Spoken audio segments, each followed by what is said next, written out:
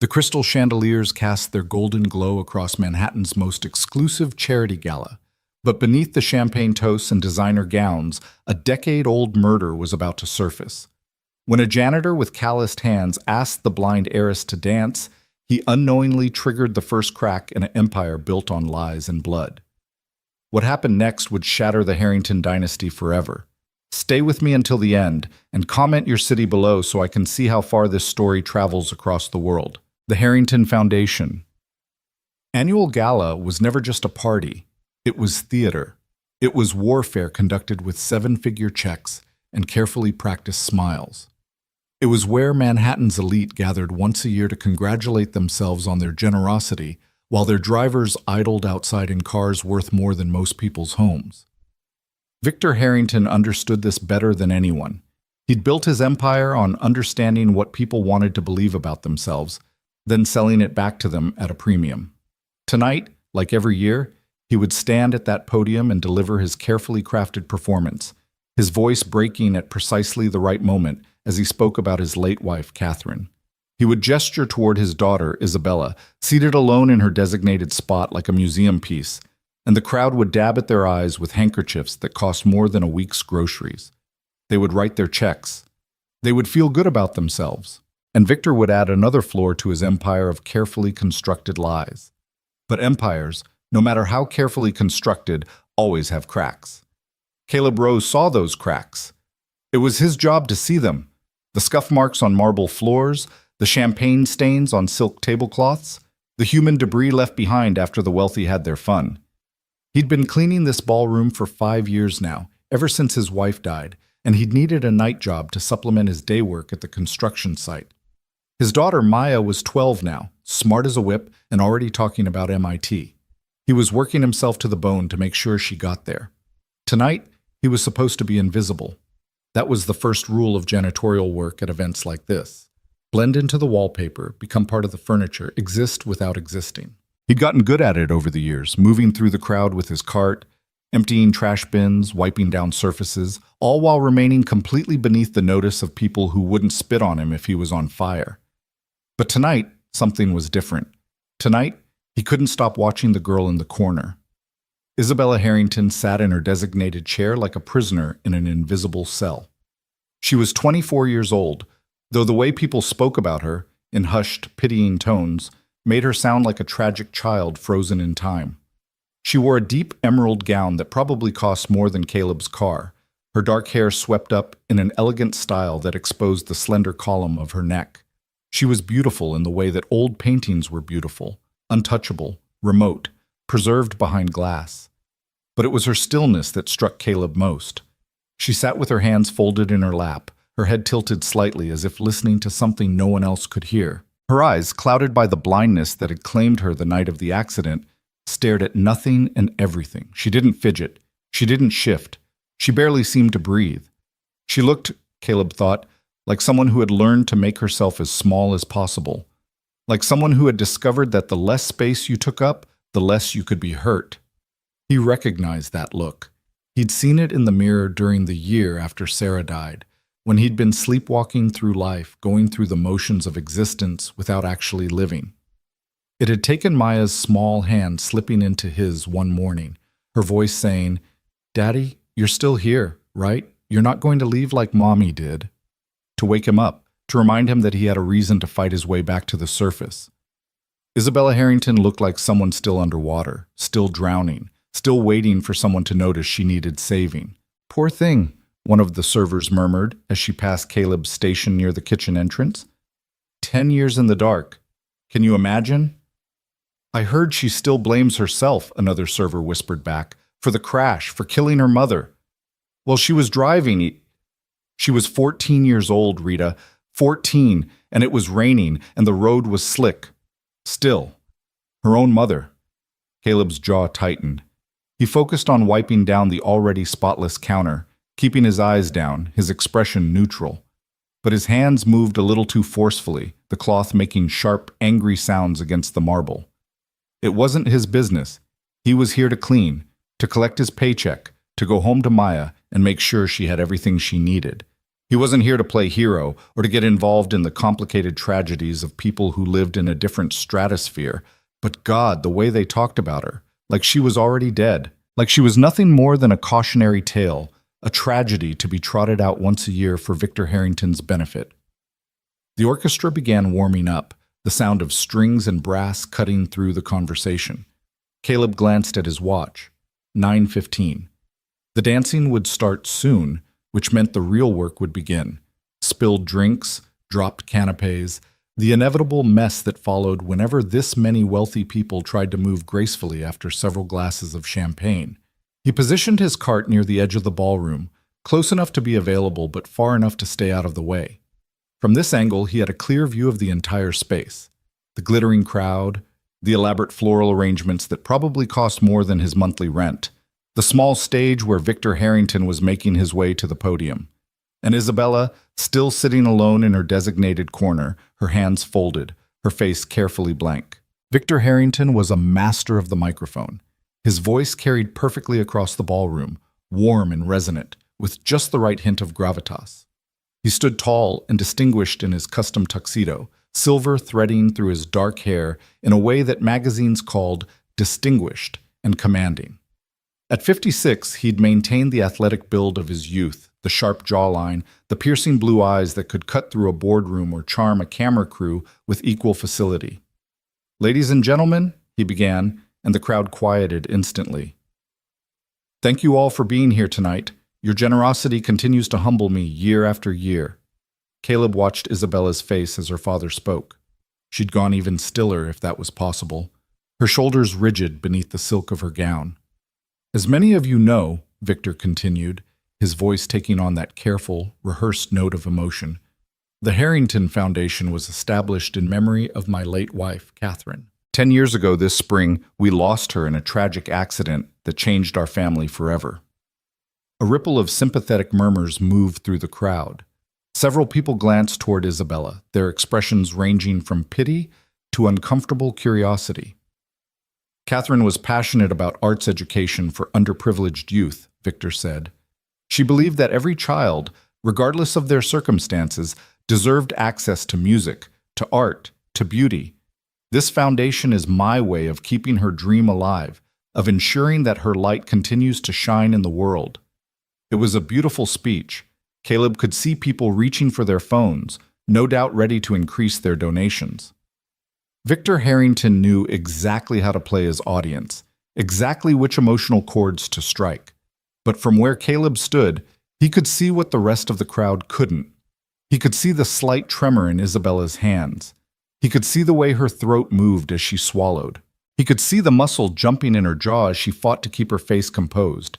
She looked like someone being forced to swallow poison while everyone applauded. "My daughter, Isabella," Victor said, gesturing toward her with a sweep of his hand, "has been so brave through these difficult years. She is a testament to the human spirit's ability to endure, to persevere, to find meaning even in the darkest of circumstances." Caleb felt his stomach turn. The way Victor said it, like Isabella was a trophy, a prop in his carefully constructed narrative. Not a person, not his daughter. Just another tool for generating sympathy and opening checkbooks. Isabella's face remained perfectly still, but Caleb saw her fingers dig into her palms, the knuckles going white. "So please," Victor concluded, his voice swelling with practiced emotion, "join me in honoring Catherine's memory by supporting the Foundation's work. Together we can ensure that her legacy lives on, that beauty and art continue to flourish, that hope continues to—" The sound of shattering glass cut through his speech like a gunshot. Every head in the room swiveled toward the source of the noise. One of the servers had dropped a tray of champagne flutes, the crystal exploding across the marble floor in a spectacular spray of glass and golden liquid. "I'm so sorry," the server gasped, her face flushing crimson. "I'm so sorry, Mr. Harrington, It's quite all right," Victor said smoothly, though Caleb could see the flash of irritation in his eyes. "These things happen. Let's have that cleaned up, shall we?" Caleb was already moving, grabbing his supplies and heading toward the mess. This was his job, to make problems disappear, to restore order, to clean up the evidence that anything had ever gone wrong. As he knelt to sweep up the glass, He was acutely aware of the crowd's eyes on him, though most slid past without really seeing. He was part of the help, after all. Invisible labor, necessary but unworthy of actual acknowledgement. Except when he glanced up, just for a moment, he found Isabella's sightless eyes pointed directly at him. It was impossible, he knew. She couldn't see him, she couldn't see anything. But something about her expression, the slight tilt of her head, the way her shoulders had lost some of their rigidity, made him feel like she'd heard the glass break and had followed the sound, had somehow locked onto his position with the precision of radar. And for just a moment, her lips curved in the smallest, saddest smile he'd ever seen. It was gone in an instant, her face smoothing back into its careful mask. But Caleb had seen it, that momentary crack in her armor, and it hit him like a physical blow. She was still in there. Behind the blank expression and the careful stillness and the practiced role of tragic victim, Isabella Harrington was still fighting, still present, still alive. She was just very, very good at hiding it. Caleb finished cleaning the glass and retreated to his position at the edge of the ballroom. Victor had concluded his speech and was now working the crowd, shaking hands, and accepting congratulations with the ease of a born politician. The orchestra had begun playing in earnest now, a waltz that had couples moving toward the dance floor. Isabella remained in her chair, alone, untouched. Caleb watched as the dancing began, the swirl of expensive fabric and glittering jewelry creating a kaleidoscope of color and motion. He thought about Maya, who loved to dance, who would put on her mother's old records and spin around their tiny living room until she was dizzy and laughing. Sarah had taught her that, in those last months before the cancer took her, spending her precious remaining energy teaching their daughter to find joy in movement and music. "Never stop dancing, baby girl," Sarah had whispered to Maya during one of their last good days. "No matter what happens, you keep dancing. Promise me." Maya had promised, and she'd kept that promise, even through the grief, even through the hard days. She danced. Looking at Isabella now, trapped in her designated corner while music swirled around her, Caleb felt something shift in his chest. It was probably stupid. It was definitely dangerous, for his job, for his carefully maintained invisibility.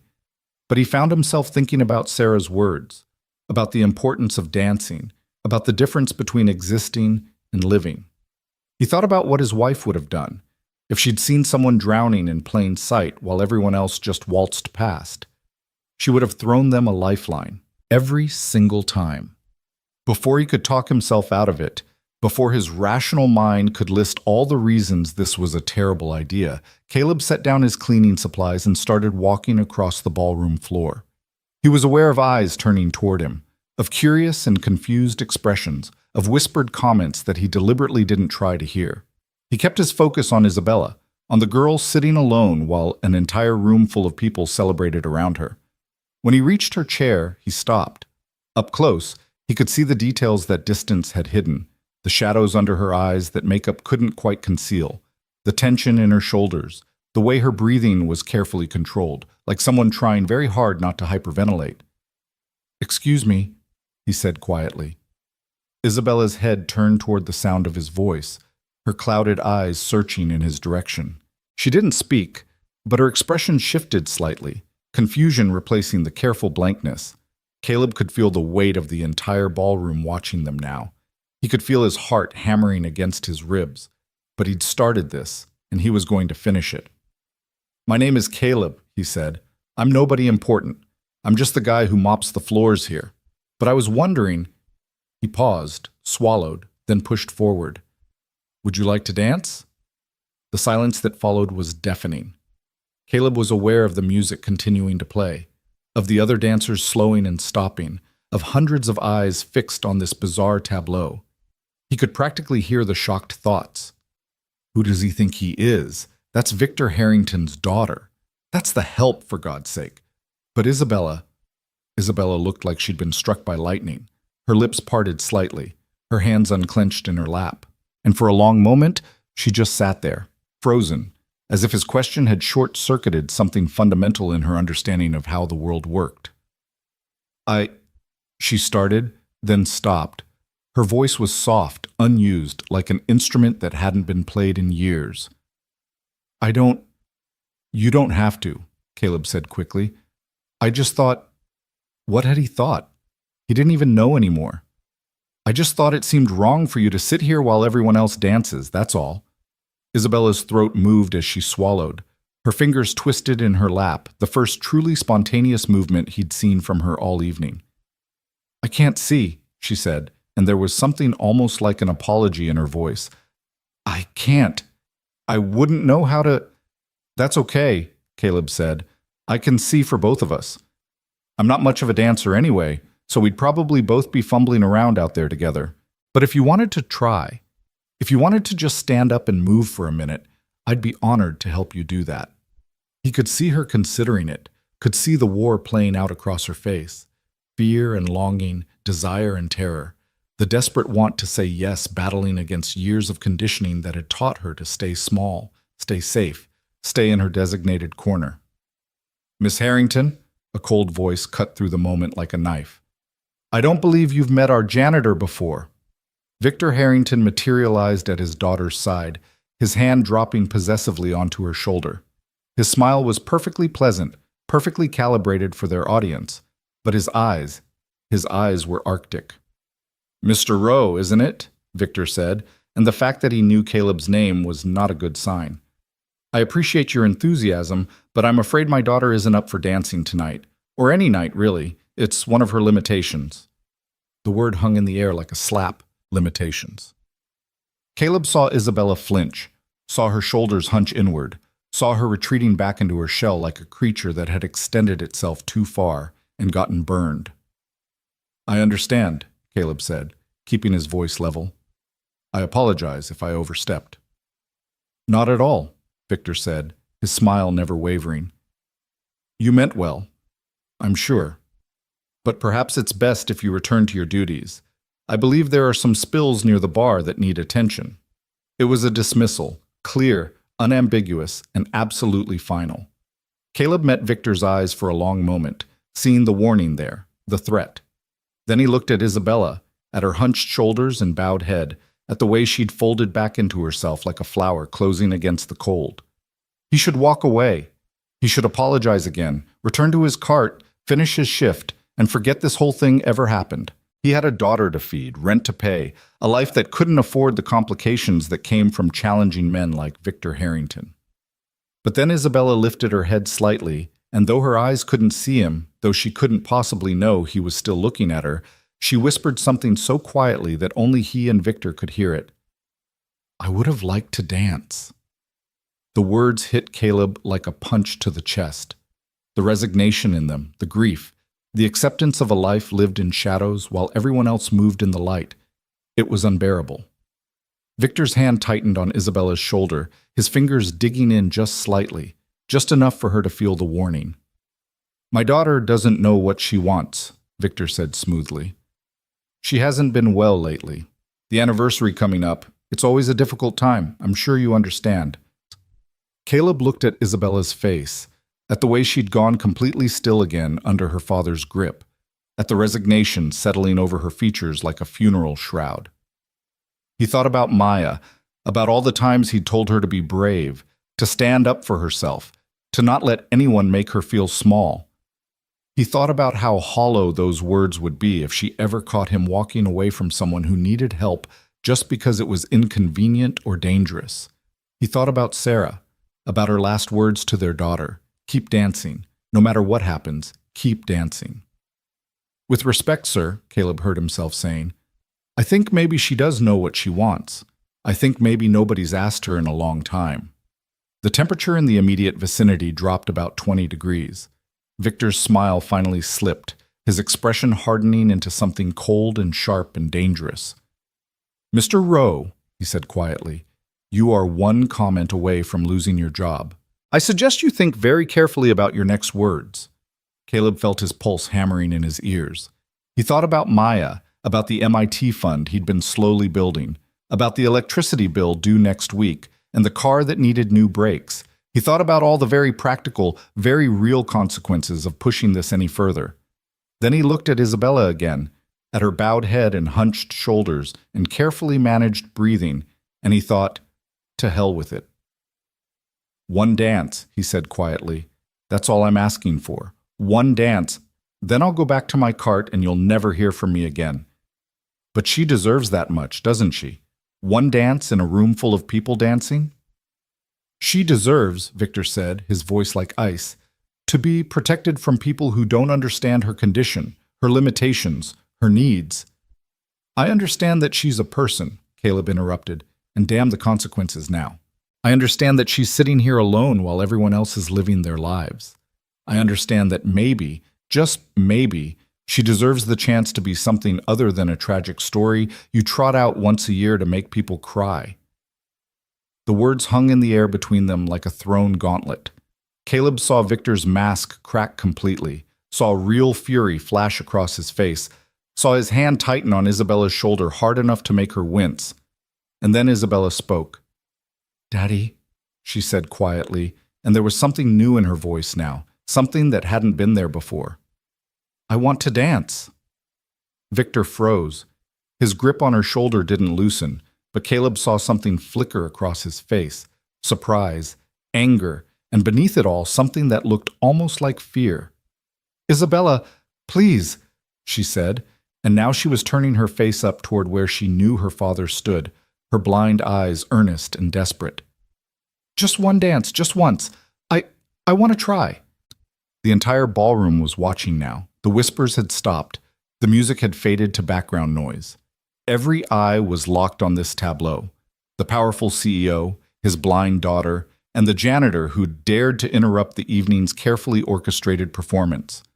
Victor's face worked through several expressions before settling back into something resembling his public mask.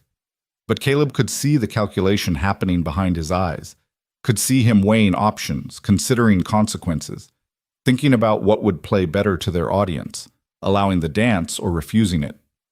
Finally, slowly, he released Isabella's shoulder. "One dance," he said coldly, and though the words were directed at Caleb, his eyes never left his daughter's face. "Then Mr. Rowe returns to his work, and we speak no more of this. Is that understood?" "Yes, sir," Caleb said. "Isabella?" Victor prompted, his voice sharp. "Yes, Daddy," Isabella whispered. "Good." Victor stepped back, his smile returning like a mask snapping into place. "Enjoy your dance, sweetheart. I'll be right here watching." The last word carried its own weight of warning, but Isabella was already rising from her chair, her movements uncertain, her hand reaching out tentatively into the space in front of her. Caleb stepped forward and gently took her hand. Her fingers were cold, trembling, and impossibly delicate in his calloused palm. "I've got you," he said quietly. "Just follow my lead, okay?" Isabella nodded, not trusting her voice. Together, they moved toward the center of the dance floor. The other couples had all stopped dancing now, moving aside to create space, their expressions ranging from fascination to disapproval to uncomfortable pity. The orchestra, after a moment of confused silence, began playing again. A waltz, slow and gentle and achingly beautiful. Caleb had learned to dance from Sarah in their tiny apartment kitchen, with her laughing and guiding his clumsy feet through the basic steps. He wasn't graceful and he wasn't smooth, but he knew enough to lead, to count the beats, to provide a steady anchor for someone to follow. "Okay," he said softly, placing his hand carefully at Isabella's waist, trying not to think about how many people were watching, how expensive her dress was, how this was possibly the most surreal moment of his entire life. "Right hand in mine, left hand on my shoulder. That's it. Now, the basic waltz is just a box step. 3 beats. 1, 2, 3. 1, 2, 3. Forward on 1, side on 2, together on 3. Then back, side, together. Can you feel the rhythm?" Isabella's breath was coming fast and shallow, her body rigid with tension, but she nodded, her fingers tightening on his shoulder. "Good," Caleb said. "Just listen to the music. Feel how it moves. I'll guide you. I won't let you fall, I promise. Ready?" Another nod. Her face was turned slightly upward, her eyes searching in his direction even though they couldn't see, and there was something achingly vulnerable in her expression. 1, 2, 3, Caleb counted quietly. 1, 2, 3. They began to move. It was awkward at first. Isabella stumbled, her feet unsure, her body stiff with fear and decades of learned helplessness. But Caleb kept his grip steady, his voice low and reassuring as he counted out the steps, guiding her through the basic pattern. "That's it," he murmured. "You're doing great. Forward, side, together, back, side, together. Feel how the music moves? It's like breathing, in and out, forward and back." Slowly, incrementally, he felt Isabella begin to relax. Her breathing evened out. Her feet found the rhythm. Her body started to remember something it had forgotten: how to move with confidence, how to trust, how to let go. "I used to dance," she whispered suddenly, so quietly he almost didn't hear.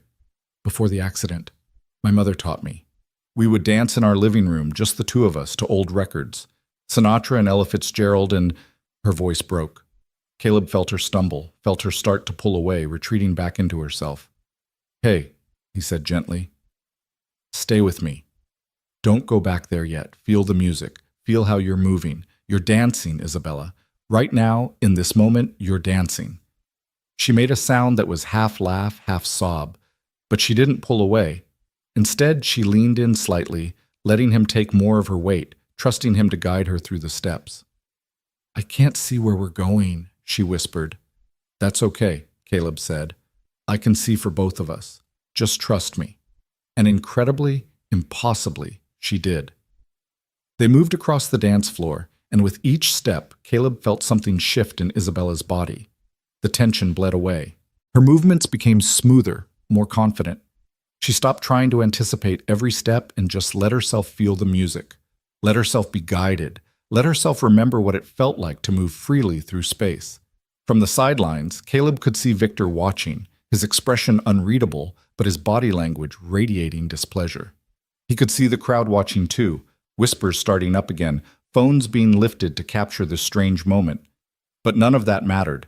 What mattered was the woman in his arms, who was slowly, tentatively, beginning to smile.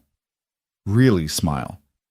Not the careful, practiced expression she'd worn earlier, but something genuine and bright and utterly heartbreaking in its rarity.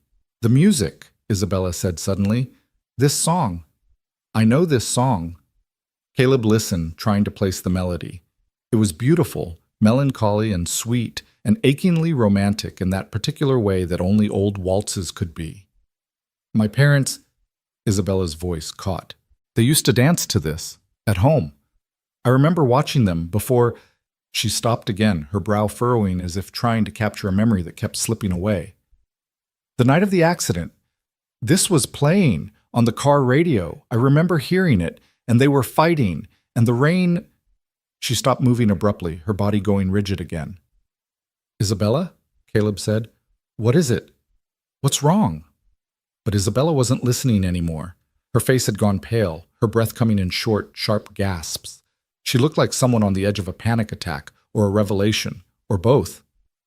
"They were fighting," she whispered. "About me. About sending me away. My father wanted— He said I was getting too close to, but my mother said no. She wouldn't allow it. I was her daughter, and she would protect—" She swayed suddenly, her knees buckling. Caleb caught her, holding her upright as she pressed a hand to her temple. I don't remember. It's all mixed up. But something about that night, something I'm not supposed to—" "That's enough." Victor's voice cut through Isabella's confused whisper like a blade. He was suddenly there, his hand clamping down on his daughter's arm, pulling her away from Caleb with a force that was just barely controlled. "The dance is over," he said coldly. "Isabella needs to rest. She's clearly overwhelmed." "I'm fine," Isabella protested, but her voice was weak, and she was trembling from head to foot. I was remembering something." "You're overtired," Victor said firmly, already steering her away from the dance floor. "Too much excitement. Come, sweetheart, let's get you somewhere quiet." Caleb watched helplessly as Victor guided Isabella toward a side door, his hand tight on her arm, his body language possessive and controlling. Isabella looked back once, her face confused and frightened, reaching toward where she thought Caleb might still be standing. Then they were gone, disappearing through the door and leaving Caleb alone on the dance floor with hundreds of staring eyes. The whispers started immediately. a rising tide of scandalized commentary. Caleb heard fragments as he made his way back to his cart. Can you believe the nerve? That poor girl. Completely inappropriate. His hands were shaking as he gripped the cart handle. His heart was racing. He'd just done something incredibly stupid, something that would probably cost him this job, and maybe any other jobs in this building. He'd challenged Victor Harrington in front of Manhattan's elite, and men like that didn't forget challenges. But he'd also seen Isabella smile. Really, genuinely smile. And he'd heard what she said about that night, about her parents fighting, about remembering something she wasn't supposed to remember. His phone buzzed in his pocket. He pulled it out, expecting his supervisor already calling to fire him. Instead, it was a text from Maya. Dad, when are you coming home? I want to show you my science project. Caleb closed his eyes, letting his daughter's innocent enthusiasm wash over him like cold water. This was real. This was what mattered. Not charity galas and blind heiresses and corporate empires built on secrets. He had a job to finish and a daughter waiting at home. But as he returned to his duties, cleaning and straightening and playing his role as invisible labor, he couldn't stop thinking about Isabella's face when she said those words. I would have liked to dance. And he couldn't stop thinking about how, for just a few moments, she had. Across the ballroom, through a side door, in a private room away from curious eyes, Victor Harrington helped his daughter into a chair and then locked the door behind them. What, he said quietly, did you think you were doing out there? Isabella's hands were shaking in her lap. I just wanted to dance, that's all. He asked, and I wanted, you wanted, Victor interrupted, his voice like ice, to make a spectacle of yourself, to embarrass me in front of our guests, to dance with the help while everyone watched and whispered and judged. It was just one dance. It was a mistake, Victor said flatly, and you will not repeat it. Do you understand me, Isabella? You will not speak to that man again. You will not acknowledge him if you see him. You will forget this entire ridiculous incident ever happened. Isabella's jaw tightened.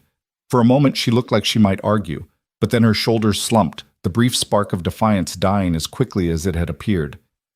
Yes, Daddy, she whispered. Good. Victor's voice softened slightly, becoming almost gentle. I know you think I'm being harsh, sweetheart, but I'm protecting you.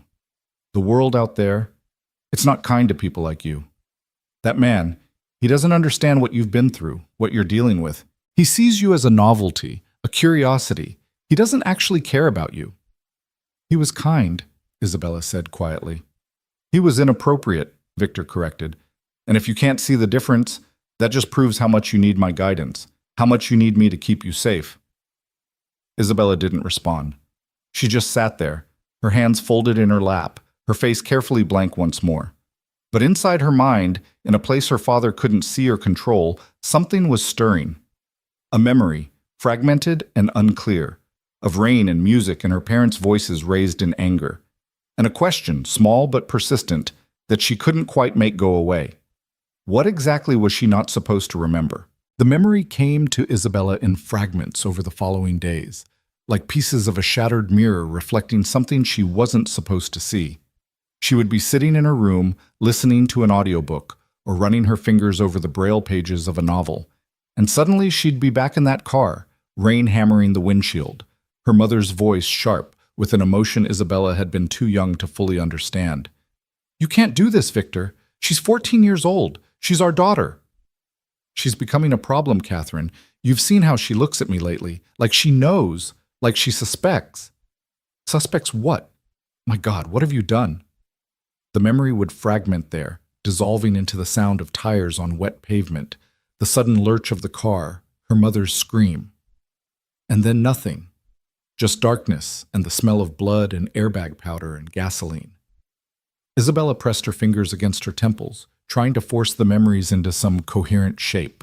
But they remained stubbornly elusive, there and not there, like trying to catch smoke with her bare hands. It had been 3 days since the gala. 3 days since she'd danced with the janitor whose name her father had forbidden her to speak. 3 days since she'd felt, for just a few brief moments, like something other than a tragic ornament in her father's carefully curated life. 3 days, and she couldn't stop thinking about it. The door to her suite opened without warning. Isabella didn't flinch.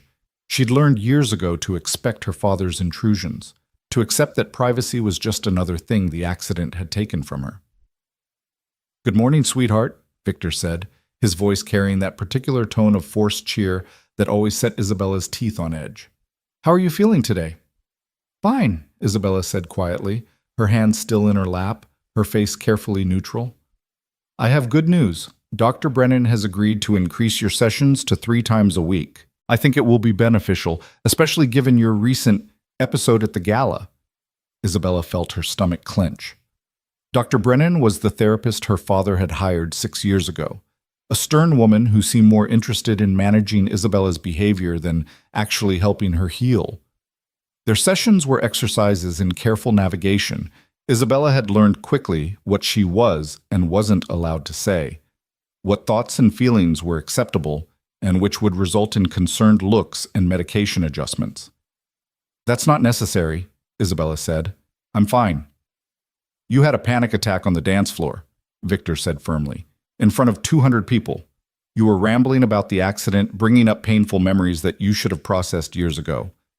"That's not fine, Isabella. That's concerning." "I wasn't having a panic attack. I was remembering something." "Remembering what exactly?" Isabella hesitated. The fragments of memory felt important somehow, significant, but they were still too unclear, too incomplete. And something in her father's voice, a sharp, dangerous edge beneath the concern, made her reluctant to share them. "I don't know," she said finally. "It was nothing. Just the stress of the evening, like you said." She heard her father move closer, felt the mattress dip as he sat beside her on the bed. His hand found her shoulder, the touch light but somehow still heavy with unspoken warning. "I worry about you, sweetheart," he said softly. "You've been through so much, lost so much. I just want to protect you from anything that might hurt you further. You understand that, don't you?" "Yes, Daddy." "Good girl." He patted her shoulder, then stood. "I have meetings all day, but Mrs. Chen will be here if you need anything. And remember, Dr. Brennan is coming at 3. Please be cooperative with her. She's only trying to help." After he left, Isabella sat in silence, listening to the sounds of the penthouse, the distant hum of traffic 40 stories below, the soft tick of the antique clock in the hallway, the whisper of the air conditioning. These were the sounds of her prison, familiar and suffocating in equal measure. She thought about the janitor, Caleb, that had been his name. She thought about his rough, calloused hand holding hers so gently, about his patient voice counting out the steps, about the way he'd looked at her like she was a person instead of a tragedy. And she thought about what he'd said to her father. "I think maybe she does know what she wants. I think maybe nobody's asked her in a long time." Had anyone ever asked her what she wanted? Really asked, without already knowing the answer they expected to hear? Isabella stood and made her way across her room with the practiced ease of someone who'd memorized every inch of her space. 12 steps to the window, turn right. 8 steps to the desk. Her fingers found the laptop her father had given her, adaptive technology, he'd said, so she wouldn't feel so isolated. In reality, it was just another way for him to monitor her, to know who she contacted and what she said. But Isabella had gotten better over the years at finding small spaces of privacy, tiny cracks in her father's surveillance. She'd learned how to clear her browsing history, how to use private windows, how to be careful. She opened the laptop and navigated to a search engine, her screen reader speaking the words as she typed them in. Victor Harrington Business Practices. The results came back in a flood. Her father's name was everywhere. Business magazines, financial news sites, society pages. Most of the coverage was glowing: visionary CEO, brilliant strategist, philanthropist extraordinaire. But buried deeper, in smaller publications and older articles, were other words: ruthless, vindictive, questionable dealings. Isabella dug deeper, following links, listening as her screen reader processed article after article.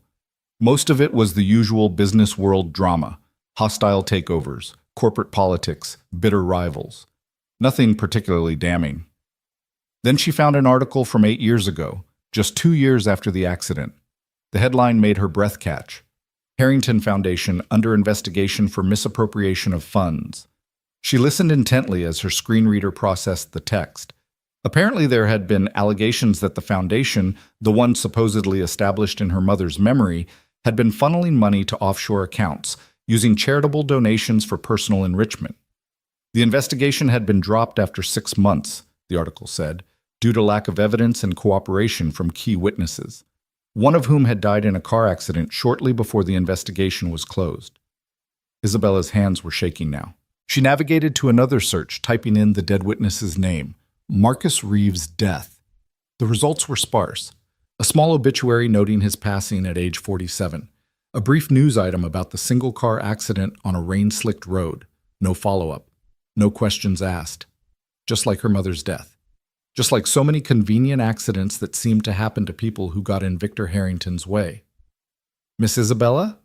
Isabella jumped, her hands flying away from the keyboard like she'd been burned. Mrs. Chen, her father's housekeeper and Isabella's designated caretaker, stood in the doorway.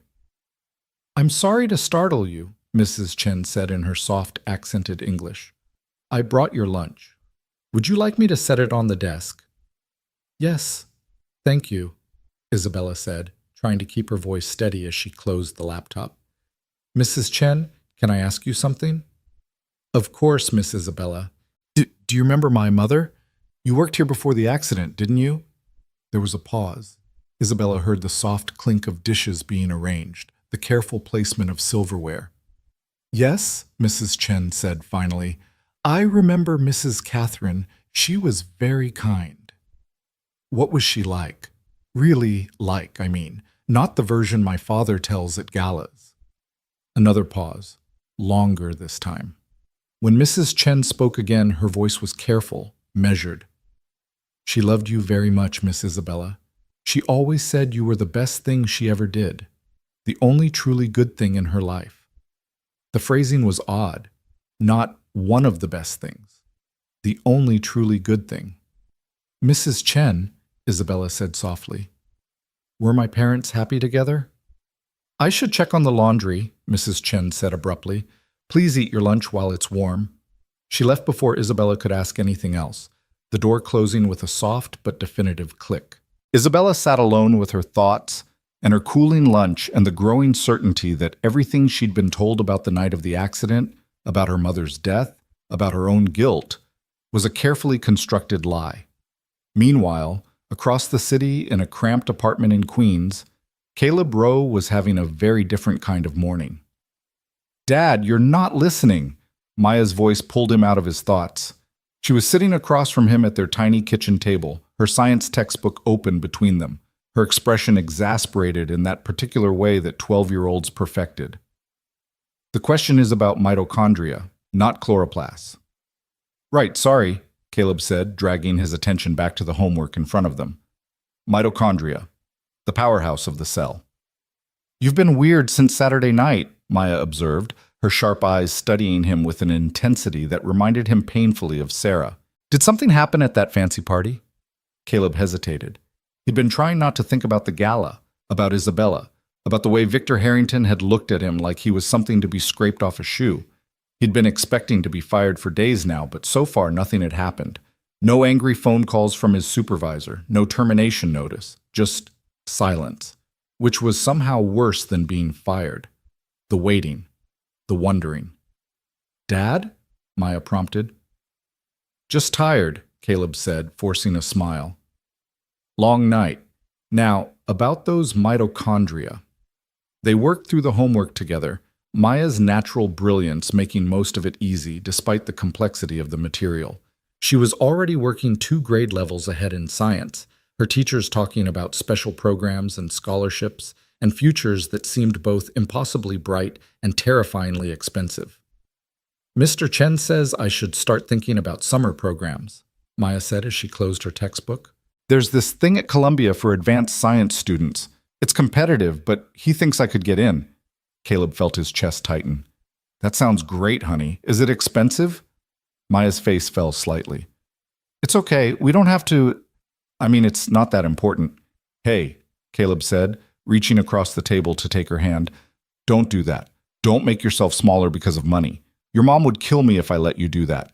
If this program is something you want, we'll figure it out. Okay?" Maya nodded, but Caleb could see the worry in her eyes. She was 12, but she understood their situation better than he wished she did. She knew about the overtime hours he worked, about the bills that stacked up on the counter, about the careful budgeting that went into every purchase. She knew that her dreams cost money they didn't have.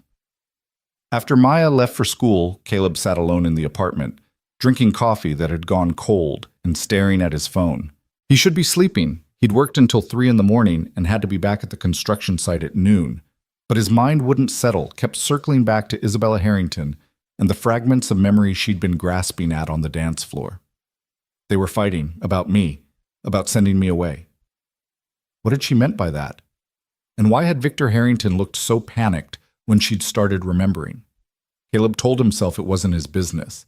He'd done his good deed for the year, given a lonely girl one dance, and now he needed to move on with his life. He had his own problems, his own responsibilities. But he couldn't shake the image of Isabella's face, the desperate hope in her expression when he'd asked her to dance, the way she'd looked back at him as her father dragged her away. He couldn't shake the feeling that he'd seen something he wasn't supposed to see, that he'd stumbled into something dark and dangerous without meaning to. His phone rang, jolting him out of his thoughts. Unknown number. Caleb considered letting it go to voicemail, but something made him answer. Mr. Rowe? A woman's voice, professional and crisp. Speaking. My name is Jennifer Torres. I'm an investigative journalist with the Manhattan Observer. I was at the Harrington Gala on Saturday night, and I was hoping I could ask you a few questions about what happened. Caleb's grip on the phone tightened. I don't know what you're talking about. Come on, Mr. Rowe. You made quite an impression, dancing with Victor Harrington's daughter, challenging him in front of 200 witnesses? That's not exactly subtle. It was just a dance, that's all. Was it? Jennifer's voice sharpened with interest. Because from where I was standing, it looked like Isabella Harrington was having some kind of breakthrough, like she was remembering something, and her father looked absolutely terrified. I really can't help you, Caleb said. I need to go. Victor Harrington is not a good man, Mr. Rowe. I've been investigating him for 3 years now, and I know things about his business practices, about the people who've gotten in his way, about the convenient accidents that seem to happen to his enemies. Caleb's blood ran cold. What are you saying? I'm saying that Catherine Harrington's death might not have been the tragic accident everyone thinks it was. I'm saying that there were inconsistencies in the police report, witness statements that disappeared, evidence that was never properly examined. I'm saying that if Isabella is starting to remember what really happened that night, she might be in danger. You're crazy, Caleb said, but his voice lacked conviction. Am I? Then why did Marcus Reeves die 2 weeks before he was supposed to testify about the Harrington Foundation's financial irregularities? Why did Sarah Kim, Victor's former assistant, suddenly move to Singapore and refuse to answer questions about her time at Harrington Industries? Why did... Stop, Caleb said. Just stop. Even if what you're saying is true, what do you expect me to do about it? I'm a janitor. I clean floors. I have a daughter to take care of. I won't get involved in whatever this is. There was a pause on the other end of the line. When Jennifer spoke again, her voice was softer, almost sympathetic. I understand, Mr. Rowe. I do. But that girl is trapped in that penthouse with a man who might have killed her mother. And you might be the first person in 10 years to treat her like a human being instead of a prop. So if you hear anything, see anything, if she tries to contact you, please call me. She rattled off a phone number. Caleb didn't write it down, didn't acknowledge he'd heard it. He just hung up and sat there, his hands shaking, his mind racing. This was insane. This was none of his business. He needed to forget about Isabella Harrington and focus on his own life, his own daughter, his own problems. But Jennifer's words kept echoing in his head. She might be in danger. At 3 o'clock that afternoon, Dr. Brennan arrived at the Harrington penthouse carrying her leather notebook and her expression of professional concern. Isabella heard her efficient footsteps in the hallway, the brief exchange with Mrs. Chen, the knock on her door. Come in, Isabella said, settling herself in the chair by the window where these sessions always took place. Dr. Brennan entered with her usual brisk efficiency, the smell of her expensive perfume arriving before she did. Good afternoon, Isabella. How are we feeling today? Fine, Isabella said automatically.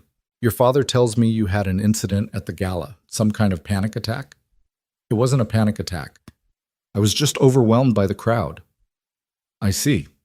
The scratch of pen on paper. Dr. Brennan was always writing things down, documenting every word, every hesitation. And this business with the janitor, dancing with him in front of everyone, that was very unlike you. He asked me to dance. I said yes. I didn't think it was a crime. No one's saying it's a crime, Isabella. Dr. Brennan's voice was patient in that way that made Isabella want to scream. But it does suggest some concerning impulses. A desire to act out, perhaps. To seek attention in inappropriate ways. I wanted to dance, Isabella said flatly. That's all. Is wanting to dance inappropriate now? Of course not. But choosing to do so with a stranger, someone completely unsuitable, someone who could have been taking advantage of your vulnerability, that shows poor judgment. It shows that you're not thinking clearly. Isabella's hands clenched in her lap. Or maybe it shows that I'm tired of sitting in corners while everyone else lives their lives. Maybe it shows that I want something more than being my father's tragic prop. The silence that followed was heavy and dangerous. When Dr. Brennan spoke again, her voice had lost its patient tone. That's a very hostile way to speak about your father, Isabella. The man who's devoted his life to taking care of you after the accident that you caused. There it was. The weapon Dr. Brennan always reached for when Isabella got too close to speaking her truth. The guilt. The shame. The constant reminder that she'd killed her mother, that she owed her father everything, that she had no right to want or need or feel anything beyond gratitude for being allowed to exist. Usually, it worked. Usually, Isabella would shrink back into herself, apologize, swallow whatever rebellious thought had surfaced. But something was different now. Something had shifted on that dance floor, in those brief moments of freedom, and Isabella couldn't quite make herself fold as easily as she used to. What if I didn't cause it? She said quietly. Another silence, longer this time. Excuse me? The accident. What if I didn't cause it? What if there's more to that night than what everyone's told me? Isabella, we've been through this countless times. You were driving, the road was wet, you lost control of the vehicle. These are facts, not opinions. But I've been remembering things that don't match that story. My parents fighting, my father saying something about sending me away, my mother saying she wouldn't allow it, that she'd protect me. Why would they be fighting about that if everything was fine? The pen had stopped scratching. Dr. Brennan's silence felt different now, sharper, more alert. Traumatic memories are notoriously unreliable, she said finally. Your mind could be creating false narratives, mixing up different events, trying to absolve yourself of guilt by inventing alternative explanations. Or maybe my mind is finally remembering what actually happened. Isabella. Dr. Brennan's voice was sharp now, all pretense of therapeutic warmth gone. I'm going to recommend to your father that we adjust your medications. These delusional thoughts, this paranoid ideation, it's very concerning. It suggests that you're not as stable as we thought. I'm not delusional, Isabella said, but she could hear the fear creeping into her own voice. She knew what adjusting medications meant. More pills, more fog, more of her thoughts and feelings being chemically flattened into acceptable shapes. We'll see what your father thinks, Dr. Brennan said. In the meantime, I want you to stay away from stressful situations. No more charity events. No more interactions with inappropriate individuals. You need peace and quiet to recover your equilibrium. Translation: no more dances. No more glimpses of freedom. Back to her room, her audiobooks, her carefully controlled existence. After Dr. Brennan left, Isabella sat alone in her room, listening to the sound of her own breathing. She thought about the laptop on her desk, about the articles she'd found, about the questions that were multiplying in her mind like bacteria in a petri dish. She thought about Caleb Rowe, the janitor who'd treated her like a person, who'd given her one brief taste of what it felt like to be alive. And she thought about what Jennifer Torres, the journalist whose articles she'd stumbled across in her searches, had written, Victor Harrington leaves no loose ends. If Isabella was a loose end, if she was starting to remember things that threatened her father's carefully constructed narrative, what would he do to tie her up? The answer came with a cold clarity that made her shiver. Exactly what he'd done to her mother. She needed help. She needed someone she could trust, someone outside her father's sphere of influence. But who? Dr. Brennan reported everything to Victor. Mrs. Chen, for all her kindness, was too afraid to cross him. Isabella had no friends. Her father had made sure of that over the years, slowly isolating her until there was no one left but him. No one except a janitor who'd been brave enough or foolish enough to ask her to dance. Isabella moved to her desk and opened the laptop, her fingers trembling as she navigated to a private browser window. She didn't know if this would work. She didn't even know if he'd respond. But she had to try. She typed carefully, using the voice-to-text function that her screen reader provided. Caleb Rowe, Queens, New York, janitor. The search brought up sparse results. A mention in a local community newsletter from 2 years ago, something about a fundraiser for childhood cancer research in memory of his late wife. An old social media profile that hadn't been updated in years. But it was enough. She found a phone number listed in a public directory, probably his home line. Isabella stared at the screen, her screen reader repeating the number in its mechanical voice. This was insane. This was dangerous. If her father found out she was trying to contact Caleb, there would be consequences. Dr. Brennan had already made it clear that any further inappropriate behavior would result in increased medication, increased surveillance. But what was the alternative? Sit in her room and wait for her fragments of memory to be chemically erased? Let whatever truth was buried in her mind stay buried forever? She thought about her mother, about the woman she barely remembered anymore except in dreams and scattered impressions. Catherine Harrington had been trying to protect her from something, had maybe died trying to protect her. Didn't Isabella owe it to her mother to find out the truth? With shaking hands, Isabella reached for her phone, the accessible smartphone her father had given her, the one she knew he monitored. She couldn't call from this. But she'd learned over the years about payphones, about burner phones, about ways to communicate that didn't leave digital trails. She just needed to get out of the penthouse first. That night, after her father had gone to bed, and Mrs. Chen had retired to her small apartment off the kitchen, Isabella lay awake in the dark, planning. She knew the layout of the penthouse by heart. Every room, every hallway, every potential obstacle. She knew where the security cameras were positioned, knew that the elevator required a key card after 10 p.m., knew that the stairwell door had an alarm that would sound if opened. But she also knew something her father didn't know she knew. Mrs. Chen sometimes propped the service entrance door open when she took out the trash late at night, a small violation of security protocols that she thought no one noticed. Isabella had noticed. She'd filed the information away in the part of her mind that was always cataloging potential escapes, potential freedoms, potential ways to be something other than a prisoner in a gilded cage. At 1:30 in the morning, Isabella heard it, the soft creak of Mrs. Chen's door, the shuffle of footsteps toward the service area, the quiet clink of the trash bag being lifted. This was her chance. Maybe her only chance. Isabella slipped out of bed, already dressed in jeans and a sweater, her white cane folded in her hand. She moved through her room with practiced silence, counting steps, trailing her fingers along familiar surfaces.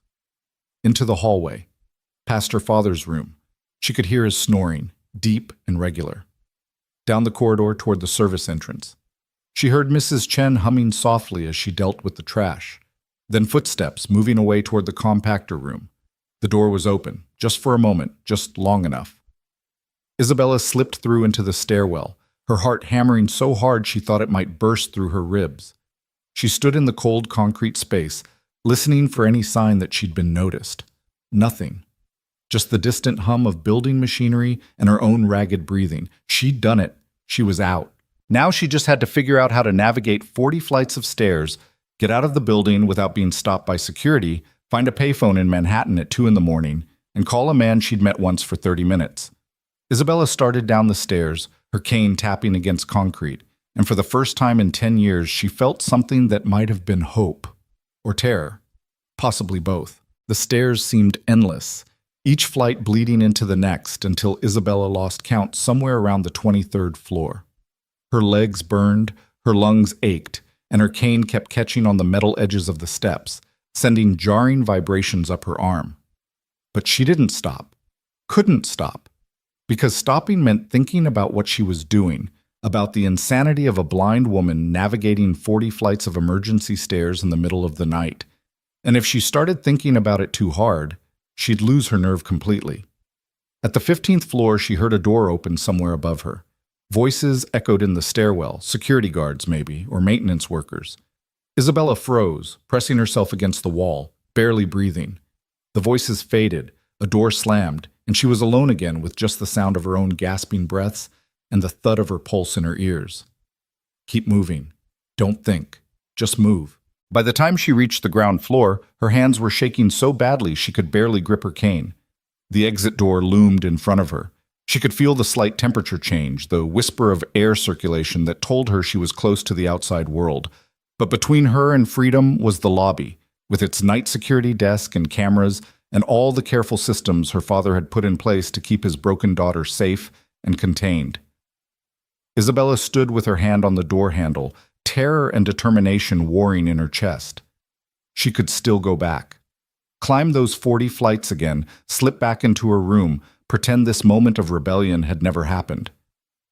Dr. Brennan would adjust her medications, the fog would roll back in, and she'd forget about dancing and memories and the growing certainty that her entire life was built on lies.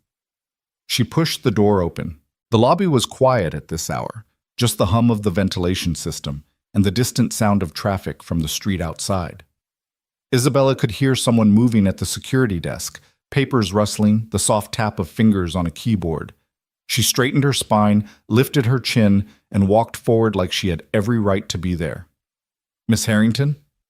The security guard's voice was surprised, concerned. "Is everything all right? Does your father know you're—" "I couldn't sleep," Isabella said, keeping her voice steady, casual. "I wanted to get some fresh air, just to walk around the block." "At 2 a.m? The guard sounded dubious. "I should really call up to the penthouse. Make sure, Mr. Harrington, please don't." Isabella let a tremor into her voice now, let herself sound fragile, helpless. "He worries so much already. I just need a few minutes. I have my phone. I'll stay right outside, please. I feel so trapped up there sometimes." The last sentence was true enough that it came out with real emotion. The guard was silent for a long moment, and Isabella could almost hear him weighing his options, trying to decide if letting the boss's disabled daughter wander outside at 2 a.m. would get him fired or if stopping her would cause more problems. 10 minutes, he said finally. "Stay where I can see you through the glass, and keep your phone on. If anything happens, I'm calling your father." "Thank you," Isabella breathed, and she meant it. "Thank you so much."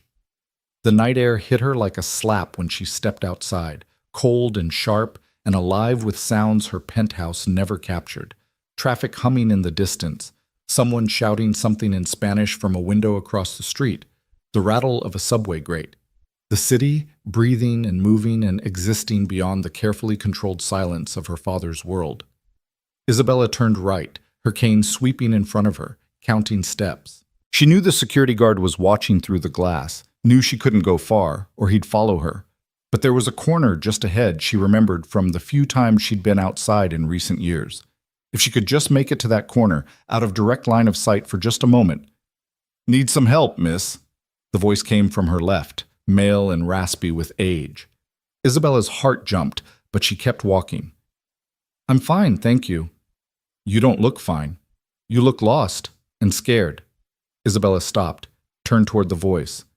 "I'm looking for a payphone. Do you know where I can find one?" The man laughed, a sound like crackling paper. "Payphone? What is this, 1995? Nobody uses payphones anymore, miss. You got a cell phone, don't you?" "I can't use my cell phone. Please. There has to be a payphone somewhere nearby." A pause. Then, "There's one at the bodega on 57th, 2 blocks that way." "But miss, if you're in trouble, if someone's hurting you—" "I'm fine," Isabella said quickly, too quickly. "I just need to make a phone call, that's all." "Okay," the man said, and Isabella heard something like understanding in his voice. 2 blocks straight, then left. The bodega's on the corner. Owner's name is Rashid. Tell him Danny sent you, he'll let you use the phone." "Thank you," Isabella whispered. "Thank you, Danny." She was already moving, her cane tapping urgently against the sidewalk. Behind her, she heard Danny call out, "Be careful out there, miss. World's not kind to people alone in the dark." 2 blocks felt like 2 miles. Every sound made Isabella jump. Car horns, voices, the crash of a trash can being knocked over.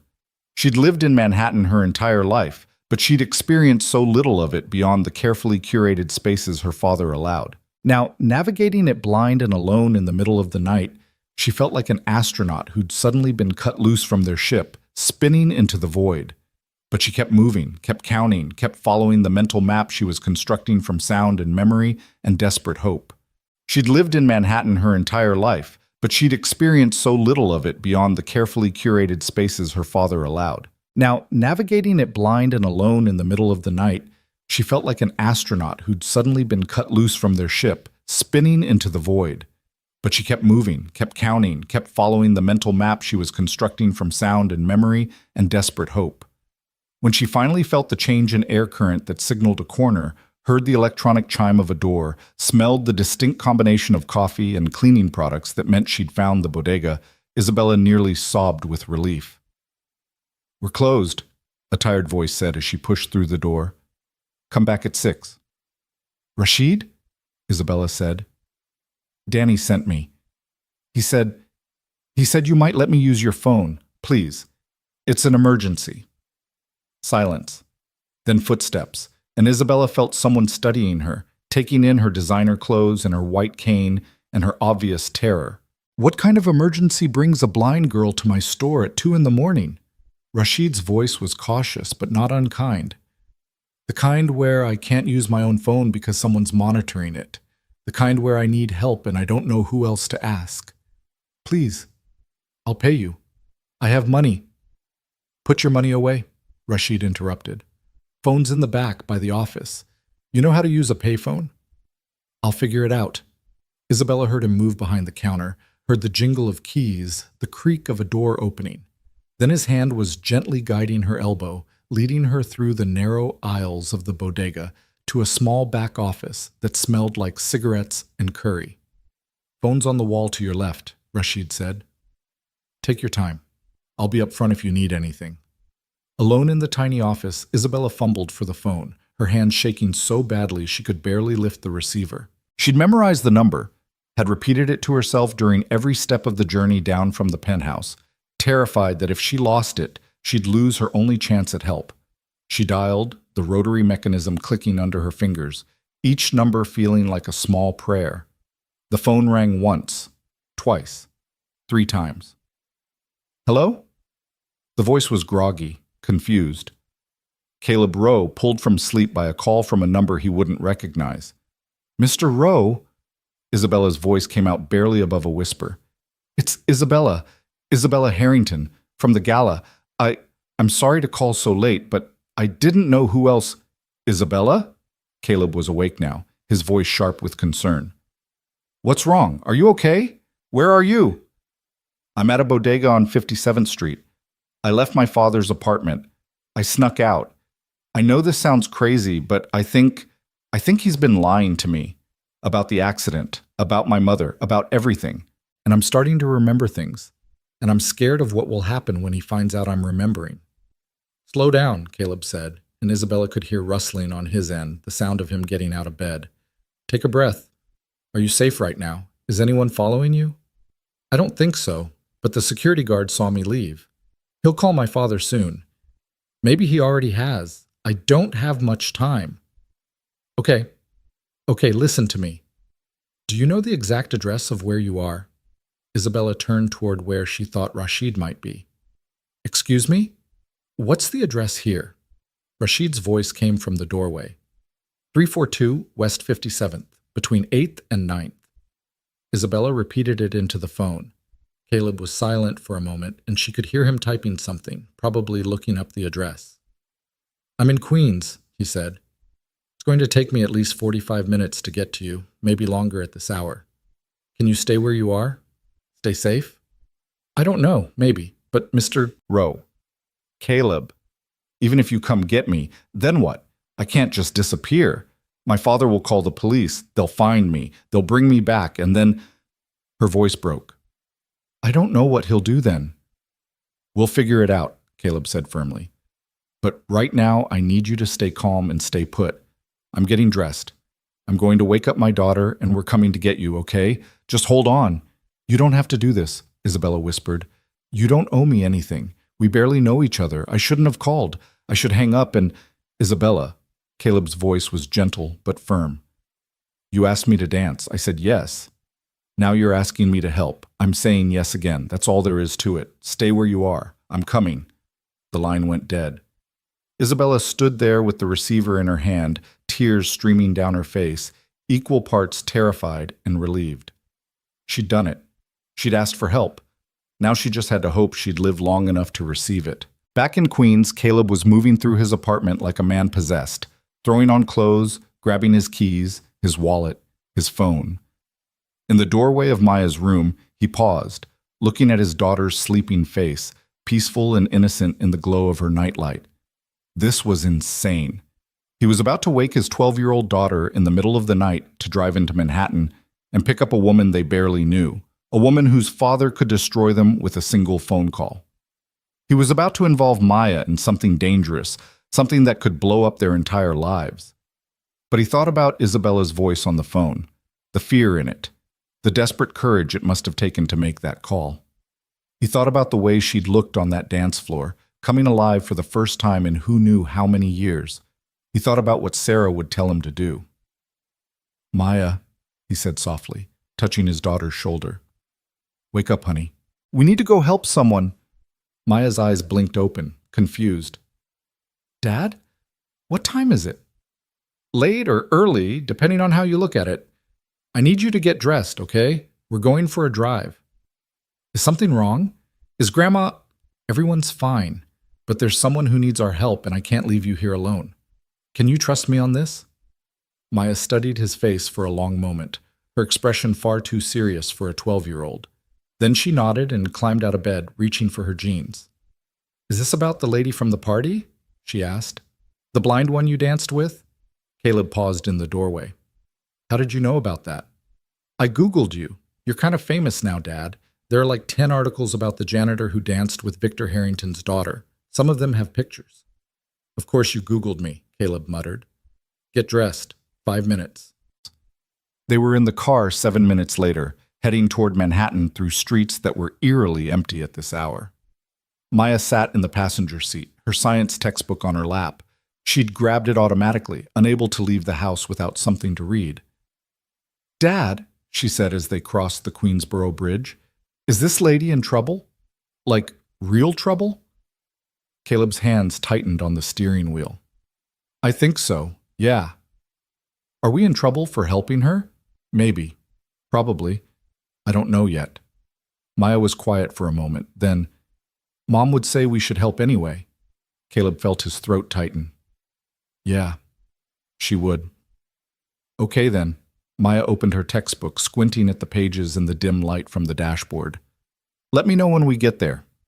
Caleb wanted to hug her, wanted to tell her how much he loved her, how grateful he was that she existed. Instead, he drove faster, winding through the empty streets of Manhattan toward a bodega on 57th where a frightened woman was waiting for rescue. At the bodega, Isabella had moved from the back office to a chair near the door, where she could hear the street outside, could monitor for the sound of approaching footsteps or cars.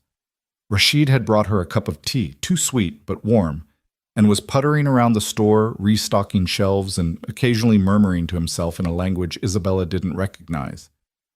Your friend, he said after a while. He's coming for you?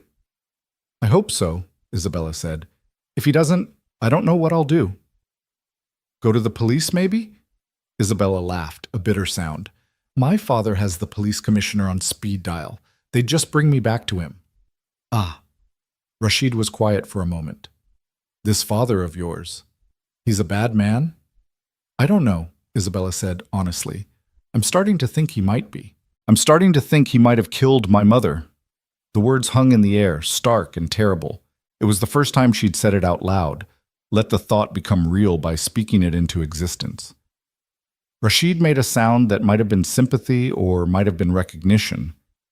I had a father like that, he said quietly, back in Pakistan. Powerful man. Important man. Everyone feared him. Everyone respected him. And behind closed doors, he was a monster. What did you do? I left, came here, started over. It wasn't easy, but He paused. Sometimes the only way to survive is to run very far and never look back. Isabella thought about running, about disappearing into the vast anonymity of America, about becoming someone other than Isabella Harrington, tragic heiress. It sounded impossible and terrifying and maybe, just maybe, like the only chance she had. A car pulled up outside. Isabella heard the engine cut, heard doors opening, heard footsteps approaching quickly. Her entire body tensed, ready to run, to hide, to fight. "Isabella?" Caleb's voice. "It's me. It's okay." She stood so fast the chair nearly tipped over behind her. Rashid steadied it, then gently guided her toward the door where Caleb was waiting. "Thank you," Isabella said to Rashid. "Thank you for everything." "Go," Rashid said simply, "and don't come back. Whatever you're running from, keep running." Outside, Caleb's hand found Isabella's elbow, steadying her as she navigated the step down to the sidewalk. "My car's right here," he said. "My daughter Maya's in the passenger seat. She's going to climb in back with you, help you get settled." "Hi," a young voice said shyly. "I'm Maya. Don't worry, my dad's actually a pretty good driver when he's not running red lights to rescue people." "I didn't run any red lights," Caleb protested as he helped Isabella into the back seat. "You totally ran one at 46th Street, Maya said, climbing in beside Isabella. "I saw it." Despite everything, Isabella felt herself smile. There was something surreal and wonderful about sitting in a stranger's car, listening to a father and daughter bicker, being treated like a person instead of a tragedy. "Where are we going?" she asked as Caleb started the engine. That was the question, wasn't it? Caleb had been thinking about it during the entire drive, running through options and discarding them one by one. They couldn't take her to his apartment. That would be the first place anyone looked. They couldn't take her to a hotel. She'd need ID, a credit card, things that could be traced. They couldn't take her to the police for reasons Isabella had already explained. "I have an idea," he said slowly. "It's not great, but it might buy us some time. There's a journalist who called me yesterday. She's been investigating your father. She might be able to help." "Jennifer Torres," Isabella said. "I found one of her articles about the Foundation investigation." "That's her. She gave me her number, told me to call if anything happened, if you needed help. I think maybe we should take her up on that offer." Isabella was quiet for a moment, her hands twisted in her lap. Then she nodded. "Okay, yes, call her." Caleb pulled the car over to the side of the road and dug his phone out of his pocket. It was almost 3 a.m. now, but Jennifer Torres had said to call if anything happened. Well, something had definitely happened. The phone rang 4 times before a groggy voice answered. "This better be important." "Ms. Torres, it's Caleb Rowe. We spoke yesterday about Isabella Harrington." Silence. Then Jennifer's voice came back, sharp and awake now. "What's happened?" "I have Isabella with me. She left her father's apartment. She's scared and she's asking for help and I don't know what to do.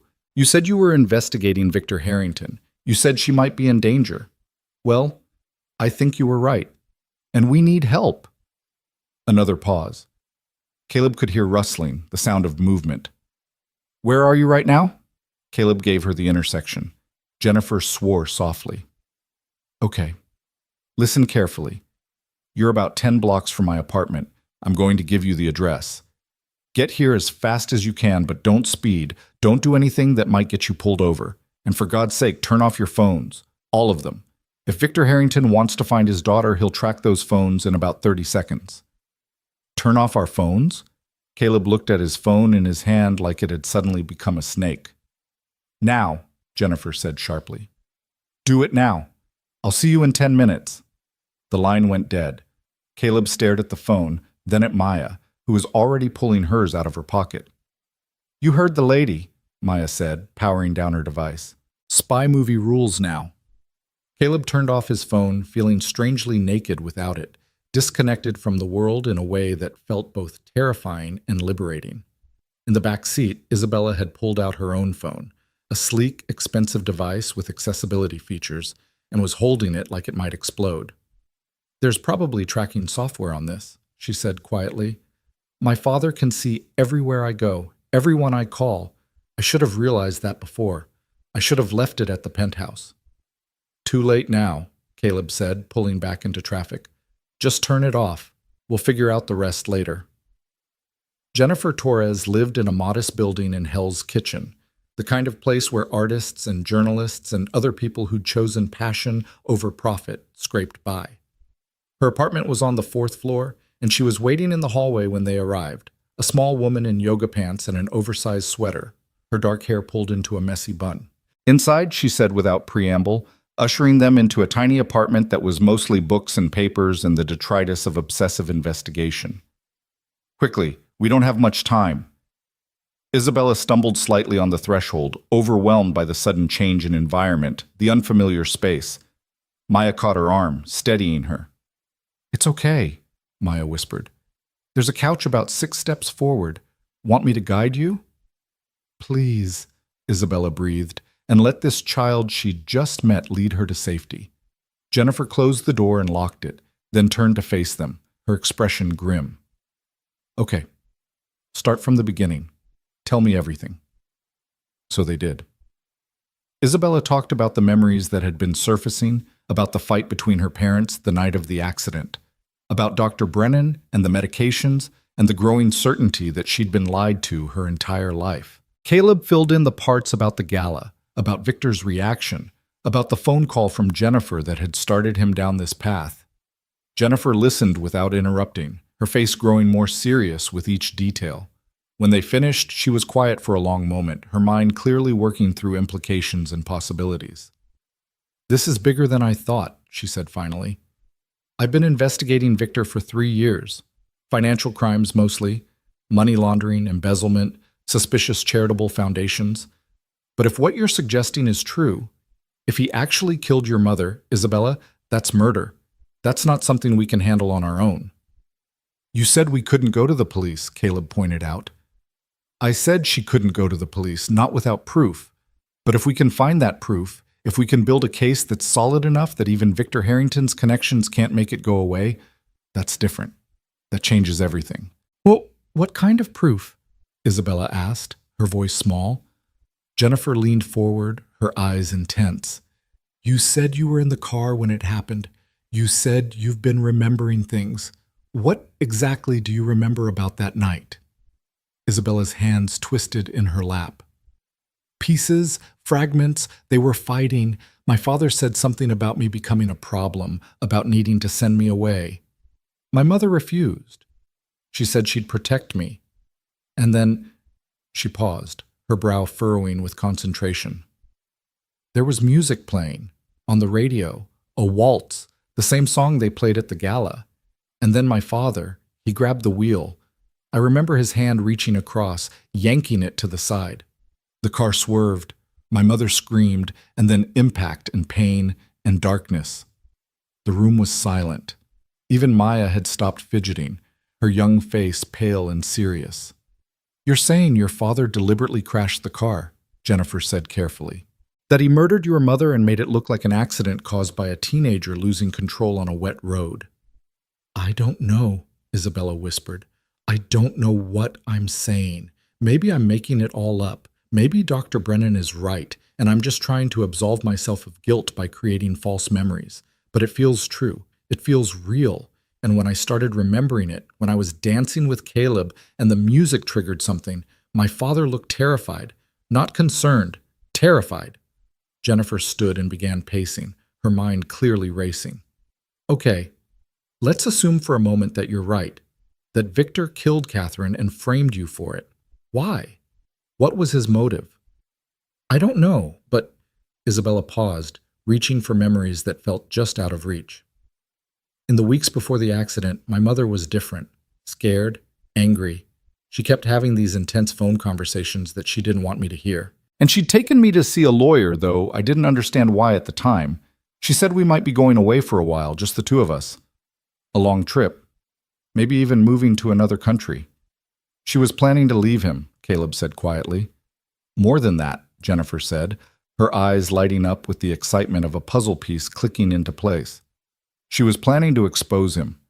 I'd bet anything that Catherine Harrington discovered something about her husband's business dealings, something criminal, and she was going to blow the whistle, only she didn't get the chance. Because he killed her first, Maya breathed. and blamed it on Isabella so no one would ask questions. Everyone turned to look at the 12-year-old sitting on the edge of the couch, her science textbook forgotten on her lap. "What?" Maya said defensively. "It makes sense. If the mom dies in an accident caused by their traumatized teenage daughter, everyone feels bad for the dad. Nobody investigates. Case closed." "Out of the mouths of babes," Jennifer murmured. "The kid's right. It's the perfect crime. No one suspects murder when there's an obvious culprit who everyone wants to forgive because she's young and traumatized." "But if that's true," Isabella said, her voice shaking, "then I've spent 10 years blaming myself for something I didn't do. 10 years living as my father's prisoner, taking pills to fog my brain, letting him control every aspect of my life, all to cover up his crime." The enormity of it seemed to hit her all at once. She doubled over, a sob tearing from her throat, all the grief and rage and betrayal of the past decade pouring out in a sound that was almost inhuman in its pain. Maya was there immediately, wrapping her arms around Isabella in a fierce hug. "It's okay," she whispered. "We're going to help you. We're going to make this right." Over Maya's head, Caleb and Jennifer exchanged looks. The unspoken question hung between them. How? "We need proof," Jennifer said finally. "Real, concrete, undeniable proof. Isabella's recovered memories won't be enough, not against Victor Harrington's lawyers and influence. We need physical evidence. We need—" She stopped, her eyes widening. "The car. Isabella, what happened to the car from the accident?" Isabella lifted her head from Maya's shoulder, wiping at her tears. "I don't know. I never asked. I couldn't bear to think about it." Cars from fatal accidents are typically impounded and kept for a certain period during the investigation, Jennifer said, already moving toward her laptop. "If we can find out what happened to that vehicle, if we can examine it, there might be evidence, forensic evidence that could prove your father caused the crash." "That was 10 years ago," Caleb pointed out. "Would they still have it?" "Probably not an impound, but Victor Harrington is a sentimental man when it suits his narrative. I bet anything he kept that car, had it stored somewhere, another prop in his tragic story." Jennifer was typing furiously now, her fingers flying across the keyboard. "I have contacts in the NYPD who owe me favors. Let me make some calls, see if I can track down the vehicle records. In the meantime," she looked up at Caleb and Isabella. "You two need to stay here. Don't leave. Don't contact anyone. Victor will be looking for his daughter by now, and when he finds out she's gone, all hell is going to break loose." As if on cue, Caleb's powered-down phone, sitting on Jennifer's coffee table next to Maya's and Isabella's, began to buzz, the screen lighting up despite being turned off. An emergency override, the kind that only worked for specific priority contacts.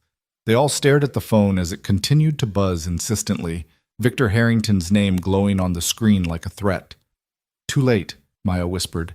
"He already knows." The phone continued its insistent buzzing, Victor Harrington's name pulsing on the screen like a heartbeat, like a countdown to something terrible. No one moved. They all stood frozen in Jennifer's cramped living room, staring at the device as if it might explode at any moment. "Don't answer it," Jennifer said sharply when Caleb reached toward the phone. "The second you do, he'll know you're involved.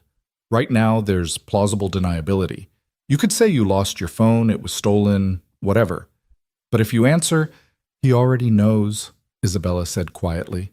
She was still sitting on the couch, Maya's arm around her shoulders, but her voice had gone flat, emotionless.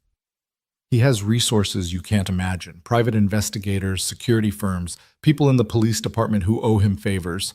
If he wants to find me, he'll find me. It's only a matter of time." The phone stopped buzzing. The sudden silence was somehow worse than the noise had been. They all stared at it, waiting. 5 seconds later, it started again. A different number this time. Then another. Then all three phones, Caleb's, Maya's, Isabella's, began lighting up simultaneously, an orchestrated assault of incoming calls. "He's calling everyone," Maya whispered. "How's he calling my phone? He doesn't even know who I am." "He knows," Jennifer said grimly. "Trust me, by now he knows everything. Your name, your age, where you go to school, your dad's work history, probably your grades and your favorite color. That's how men like Victor Harrington operate. They gather information like weapons." Caleb felt ice slide through his veins. He thought about Maya's school, about the apartment they lived in with its flimsy locks and ground floor windows. He thought about how exposed they were, how vulnerable, and what he'd done by bringing his daughter into this mess. "Maya," he said, trying to keep his voice calm, "I need you to go into the bathroom. Lock the door. Stay there until I tell you it's safe." "Dad, I'm not leaving." "Now, Maya." His tone left no room for argument. "Please." Maya looked at him for a long moment, her expression torn between defiance and fear. Then she squeezed Isabella's hand once and stood, walking toward the bathroom with her chin held high, trying to be brave. The second the bathroom door clicked shut, Caleb turned to Jennifer. "What do we do? If he can find us, if he has that kind of reach, we can't just sit here waiting for him to show up." "We need leverage," Jennifer said, already moving back to her laptop. "Something that makes us more valuable alive and talking than disappeared. Isabella, you said your mother took you to see a lawyer before the accident. Do you remember the lawyer's name?" Isabella shook her head. "I was 14. I wasn't paying attention. It was somewhere in Midtown, I think. A big office building. But I can't remember." She stopped, her face suddenly going pale. "Wait, there was a picture on his desk of a golden retriever, and he kept calling it she, talking about how his girl had just had puppies. I remember thinking it was strange that a grown man was so excited about puppies." "That's something," Jennifer said, her fingers flying over the keys. "Lawyer, Midtown, golden retriever, female, had puppies around 10 years ago. It's not much, but..." She paused, squinting at her screen. "Actually, that might be enough. There's a family law attorney, Maxwell Brenner, office on 48th Street. His biography mentions his therapy dog, a golden retriever named Daisy, who, yes, here it is, helped raise 3 litters of service dog puppies. Does that sound right?" "I don't know," Isabella said helplessly. "Maybe. I was 14 and terrified, and I don't..." "It's okay," Jennifer said. "I'll call him. Right now. If your mother was planning to leave your father, if she was preparing a custody case or divorce proceedings, Brenner would have records, documents, evidence." "It's 4 in the morning, Caleb pointed out. "I don't care if it's 4 in the morning on Christmas. We need those files." Jennifer was already dialing, the phone pressed to her ear. "Come on, pick up, pick up." While Jennifer waited for the lawyer to answer, Caleb moved to the window, carefully pulling back the curtain, just enough to see the street below. It was still dark outside, the city caught in that strange liminal space between night and morning. A few cars passed. A homeless man pushed a shopping cart down the sidewalk. Everything looked normal, peaceful, utterly ordinary. But Caleb couldn't shake the feeling that they were being watched, that somewhere out there, Victor Harrington's eyes were already finding them. "Mr. Brenner?" Jennifer's voice snapped his attention back. "Yes, I know what time it is. My name is Jennifer Torres. I'm an investigative journalist with the Manhattan Observer. I need to speak with you about a case you handled 10 years ago. Catherine Harrington." A pause. Caleb could hear a male voice on the other end, agitated, confused. "I understand attorney-client privilege," Jennifer said. "But your client is dead, Mr. Brenner. She's been dead for 10 years. And I'm sitting here with her daughter, who's just escaped from what amounts to a decade of imprisonment by the man who probably killed her mother. So I'm going to need you to decide right now whether you're the kind of lawyer who hides behind privilege while a young woman's life is in danger, or the kind who does the right thing." More protests from the other end. Jennifer's jaw tightened. "Then let me put it another way," she said, her voice going cold. "Victor Harrington killed his wife. He's been covering it up for 10 years, using his daughter as a shield and a scapegoat. I'm going to prove it, with or without your help. But if you have documents that could help put a murderer behind bars, and you choose to sit on them because of some legal technicality, then you're complicit. And when this story breaks, and it will break, I'm going to make sure everyone knows that you could have helped and chose not to. Is that really how you want to be remembered?" Silence on the other end. Then Jennifer's face shifted, surprise and relief warring across her features. "You will? When?" Yes, I understand. We'll be there. Thank you, Mr. Brenner. Thank you so much." She hung up and turned to them, her eyes bright with something that might have been hope or might have been vindication. "He's meeting us at his office in an hour," she said. "He says he has files, documents that Catherine Harrington asked him to keep sealed until certain conditions were met. One of those conditions was if anything happened to her. Isabella made a small sound, something between a laugh and a sob. She knew. She knew he might kill her, and she prepared for it. She was trying to protect you, Jennifer said gently. She just ran out of time. Caleb looked at his watch. An hour. That's not much time to figure out how to get there without being followed or spotted. We'll take my car, Jennifer said. It's registered to my ex-husband, so it won't ping on any searches for my name. We'll go through back streets, avoid traffic cameras where we can. And she moved to a closet and pulled out a large cardboard box. We'll need disguises, nothing fancy, just enough to confuse facial recognition software if Victor has people watching traffic feeds. She dumped the contents of the box on the floor. Wigs, sunglasses, hats, scarves. The tools of a journalist who'd learned how to investigate powerful people without being noticed. Seriously? Caleb said, staring at a bright red wig. Seriously, Jennifer said. Put it on. And you? She turned to Isabella. You're already wearing sunglasses, which helps, but we need to change your clothes, make you look different from the description your father's probably already sent out to every security company in Manhattan. From the bathroom, they heard Maya's voice, muffled but insistent. Can I come out now? I need to pee, and I'm not doing it with you guys having a crisis out there. Despite everything, Caleb found himself almost smiling. Yeah, honey, come on out. Maya emerged, took one look at the pile of disguises, and immediately zeroed in on a purple wig with streaks of silver. I call this one. You're not coming, Caleb said. Yes, I am, Maya said calmly. Because if you leave me here alone, I'll just follow you anyway. And it's safer if I'm where you can see me than out there on my own trying to tail you. Plus, I'm small and unnoticeable. Good for surveillance. She's not wrong, Jennifer said. And honestly, a family group looks less suspicious than 3 adults sneaking around at 4 in the morning. We can say we're going to the airport, early flight, tourist family, whatever. Caleb wanted to argue, wanted to lock his daughter in Jennifer's bathroom and keep her safe from all of this. But he knew Maya well enough to know that when she made up her mind about something, particularly something she believed was right, there was no stopping her. She was Sarah's daughter in that way, stubborn, principled, unwilling to back down when someone needed help. Fine, he said, but you stay close to me every second, understood? Understood, Maya said, already pulling on the purple wig. 20 minutes later, they looked like completely different people. Caleb wore the red wig, a baseball cap, and glasses with clear lenses. Jennifer had transformed into a blonde with heavy makeup. Maya looked like a punk rock kid with her purple hair and borrowed leather jacket. And Isabella, in borrowed jeans and a Columbia University sweatshirt Jennifer had produced from somewhere. Her hair pulled back in a simple ponytail, looked younger, more vulnerable, nothing like the elegant heiress from the Gala.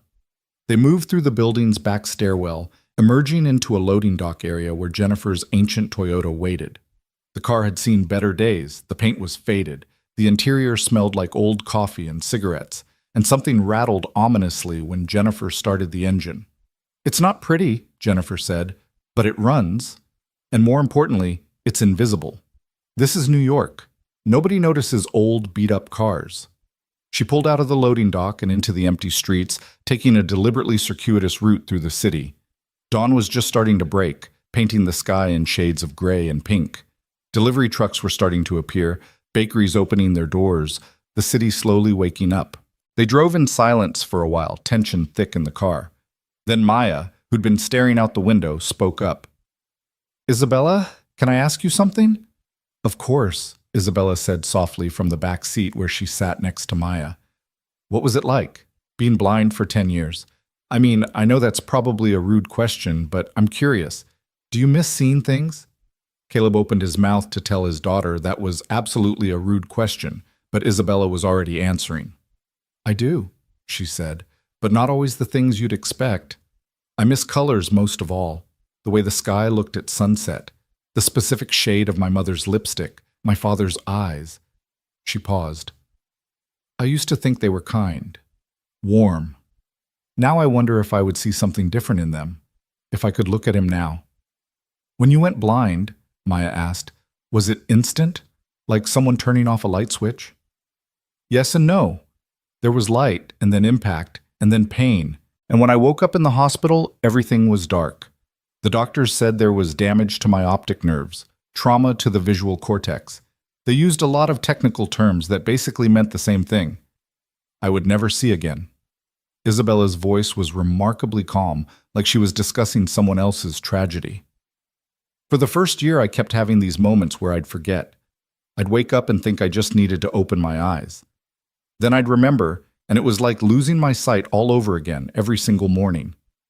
"That's awful," Maya said quietly. It was. But you adapt. The human brain is remarkable that way. My other senses got stronger. I learned to navigate the world differently, and in some ways, Isabella hesitated. In some ways, being blind made it easier for my father to control me, to keep me isolated, to convince me that I needed him, that I couldn't survive without him. If I could see, maybe I would have noticed things sooner. Maybe I would have questioned his story. But in the dark, it was easier to believe whatever I was told. Jennifer glanced at her in the rearview mirror. "You're questioning it now." "I'm terrified now," Isabella corrected. "Questioning and terrified aren't mutually exclusive." They pulled up outside Maxwell Brenner's office building just as the sun was fully cresting the horizon. The building was one of those generic midtown structures, all glass and steel and corporate anonymity. A security guard sat in the lobby, looking half asleep with a cup of coffee in his hand. "Okay," Jennifer said, parking the car. "We go in together. We're professional, calm. If anyone asks, we have an early meeting with Mr. Brenner. He's expecting us. We belong here. Confidence is key." They climbed out of the car, and Caleb was struck by how surreal this all was. 12 hours ago, he'd been mopping floors at a charity gala, worrying about normal things like rent and Maya's school supplies. Now he was wearing a red wig and helping a blind heiress escape from her potentially murderous father while a journalist tried to bring down one of Manhattan's most powerful men. Sarah would have loved this, he thought. She'd always said life was too short to play it safe. The security guard barely glanced at them as they signed in, too busy with his coffee to ask questions. They took the elevator to the 15th floor, where Maxwell Brenner's office waited at the end of a long carpeted hallway. The door was already open. Light spilled out into the dim corridor. Maxwell Brenner was a small man with wire-rimmed glasses and thinning gray hair. He looked exactly like what he was, a family law attorney who'd seen too many ugly divorces and broken families. But his eyes, when they landed on Isabella, were kind. "Miss Harrington," he said softly. "You look just like your mother. Come in. Please. All of you." His office was neat, professional, with rows of law books and files organized with military precision. And there, on his desk, was a framed photo of a golden retriever. "Daisy," Isabella whispered, her hand reaching out toward the desk. "You're the lawyer with the dog." "I am," Brenner said, "and your mother was my client, one of the bravest women I ever knew." He moved to a filing cabinet and pulled out a thick manila envelope sealed with tape and covered in dust. "She gave me these documents 10 years ago, made me promise to keep them sealed unless something happened to her. When she died in that accident," his voice roughened, "I wanted to open them. I wanted to go to the police. But I was a coward. I was afraid of Victor Harrington, afraid of what he might do to me, to my family. So I told myself that it was probably nothing, that Catherine was just being paranoid, that her death really was just a tragic accident." He placed the envelope on the desk, his hand trembling slightly. "But I've regretted that decision every day for 10 years. And when you called, Ms. Torres, when you said Isabella was in danger, I knew I couldn't be a coward anymore." Jennifer picked up the envelope with reverent care. "What's in here?" "Everything," Brenner said. "Financial records showing Victor Harrington's embezzlement from his own foundation, documents proving he was funneling money to offshore accounts, evidence of bribery, fraud, witness intimidation, and—" He looked at Isabella, his expression pained. "A signed affidavit from your mother, detailing her fears that your father might try to kill her if she moved forward with divorce proceedings and criminal complaints. She even specified the circumstances that worried her most, a car accident that could be blamed on her teenage daughter." The room went utterly silent. Even Maya, who'd been fidgeting with her purple wig, went still. She knew. Isabella whispered. She knew exactly what he was planning. She suspected, Brenner corrected gently. She couldn't prove it, but she wanted to protect you, Isabella. She wanted to make sure that if something happened to her, the truth wouldn't die with her. This envelope was her insurance policy, her last act of love. Jennifer was already opening the envelope, carefully pulling out documents and spreading them across Brenner's desk. Caleb watched her face shift through a dozen expressions: shock, anger, vindication, horror, as she scanned page after page of evidence. "This is it," she breathed. "This is everything we need. Financial crimes, conspiracy, fraud." And with Isabella's testimony about the night of the crash, about Victor grabbing the wheel, she looked up, her eyes blazing. "We can bury him. We can finally bury him." "But will it hold up in court?" Caleb asked. "These documents are 10 years old." His lawyers will argue that Catherine was unstable, that she was making false accusations out of spite, that the financial crimes are documented, Brenner interrupted. Bank records, transfer receipts, everything meticulously dated and verified. Catherine was brilliant about that. She knew that emotional testimony could be dismissed, but numbers don't lie. And if you can prove the financial crimes, it establishes motive for murder. It shows Victor had every reason to want his wife dead before she could expose him. "We need to make copies," Jennifer said, already gathering documents. "Multiple copies. We distribute them to different locations, different people. That way, even if Victor tries to make this evidence disappear, it's too late. It's already out there." "I have a scanner," Brenner said, moving toward a machine in the corner. "We can digitize everything right now. Send copies to... Who do we trust? Who has the power to actually do something with this?" Jennifer thought for a moment. "I have a contact at the FBI. She's been investigating financial crimes in the charity sector. If we can get these documents to her..." "Then do it," Caleb said. "Now, before Victor figures out where we are." They worked quickly, feeding pages through the scanner, watching the evidence that Catherine Harrington had died to preserve transform into digital files that could be sent anywhere, everywhere, impossible to suppress or destroy. Jennifer typed furiously on her laptop, crafting an email that would explain everything, that would lay out the case in clear, undeniable terms. Maya had moved to the window, keeping watch on the street below. Isabella sat in one of Brenner's client chairs, her hands folded in her lap, her face very pale. "Miss Harrington," Brenner said gently as he fed another page through the scanner. "Are you all right?" "I don't know," Isabella said honestly. "My mother left me this gift. The truth, evidence, justice. But it means accepting that my father is a monster. It means accepting that he killed her. That he let me think I killed her for 10 years. That every moment of kindness he's shown me, every concerned word, every gesture of protection, it was all a lie. How am I supposed to be all right with that?" No one had an answer for her. They just kept working, scanning and copying and preparing to bring down an empire. Then Maya's voice cut through the industrious silence, sharp with fear. "Dad, we have a problem." Caleb moved to the window. Down on the street, 3 black SUVs had pulled up outside the building. Men in dark suits were climbing out, and even from 15 floors up, Caleb could see they weren't here for a friendly chat. "He found us," Jennifer said, peering over Caleb's shoulder. "That's Victor's private security." "How the hell did he find us?" Brenner had gone pale. "I'm so sorry. I have a security system in my office. It sends alerts to my phone. Victor he could have... It doesn't matter how," Caleb said, his mind already racing through options. "What matters is we need to get out of here now." "The email," Jennifer said, running back to her laptop. "I need 30 more seconds to finish the email and hit send. Once it's sent, even if they get the documents, it's too late. The FBI will have everything." Down on the street, the men were entering the building. Caleb could see them speaking to the security guard who was pointing toward the elevators. "Jennifer," he said urgently, "we don't have 30 seconds. 20 seconds, Jennifer said, her fingers flying. "I'm almost done. I just need to..." The elevator chimed in the hallway. Footsteps, multiple sets, moving fast.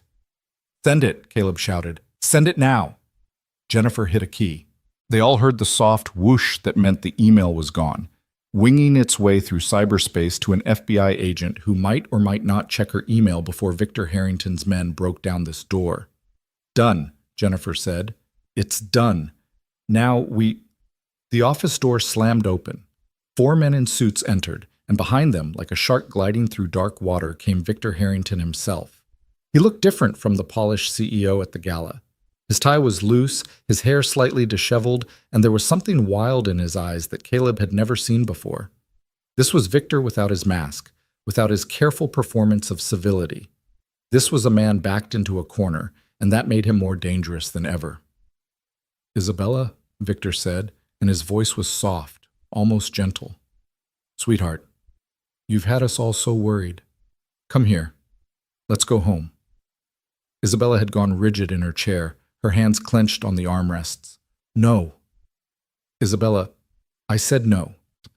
Her voice was stronger now, clearer. "I'm not going anywhere with you. I know what you did. I know you killed my mother." Victor's expression didn't change, but something flickered behind his eyes. "You're confused, sweetheart. Traumatized. These people," he gestured at Caleb and Jennifer with contempt. "They've been filling your head with paranoid fantasies. They're using you, manipulating you for their own purposes." "Stop calling me sweetheart," Isabella said, and there was steel in her voice now. "Stop pretending you care about me. You've been lying to me for 10 years. You murdered my mother and made me think it was my fault. You kept me prisoner in that apartment, fed me pills to keep me docile, used me as a prop in your charity performances. And I'm done. I'm done believing your lies." The room was absolutely silent. Victor's men stood frozen by the door, uncertain how to handle this development. Maxwell Brenner had moved protectively closer to Isabella, his small frame nonetheless placing itself between her and her father. Victor looked at the document spread across Brenner's desk, at the scanner still humming, at Jennifer's laptop with its damning sent email confirmation on the screen. And Caleb watched as the CEO finally understood that he'd lost, that his carefully constructed empire was crumbling. But men like Victor Harrington didn't accept defeat gracefully. "You have no idea what you've done," he said, his voice gone cold and flat.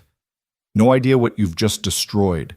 Everything I built, everything I created, all of it, gone, because of some sentimentality from a woman who couldn't understand that sometimes you have to make difficult choices."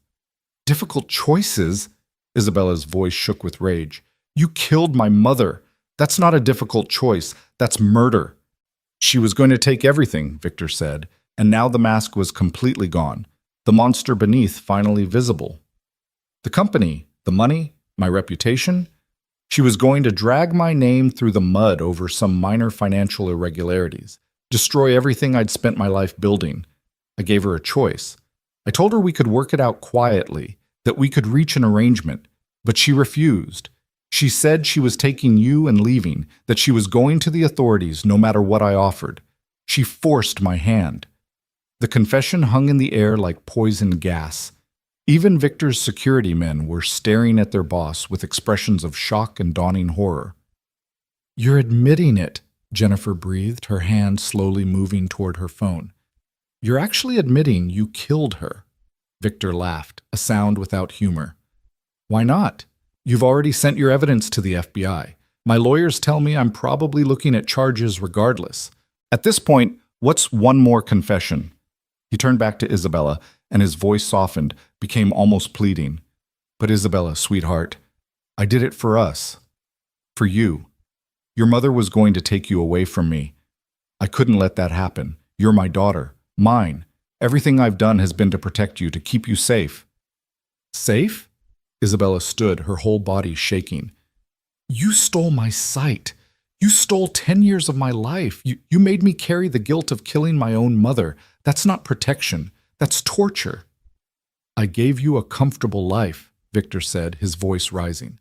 "Everything you needed. The best doctors, the best care. A prison?" Isabella interrupted. "You gave me a luxurious prison, and you were my jailer." Caleb had been slowly edging toward Maya, trying to position himself between his daughter and Victor's men. But now he spoke up, his voice steady despite the fear coursing through him. "It's over, Mr. Harrington. The evidence is out there. The FBI has it. You can't make this go away anymore." Victor turned to him, and the hatred in his eyes was pure and burning. "You, a janitor. You did this. You put these ideas in her head. You..."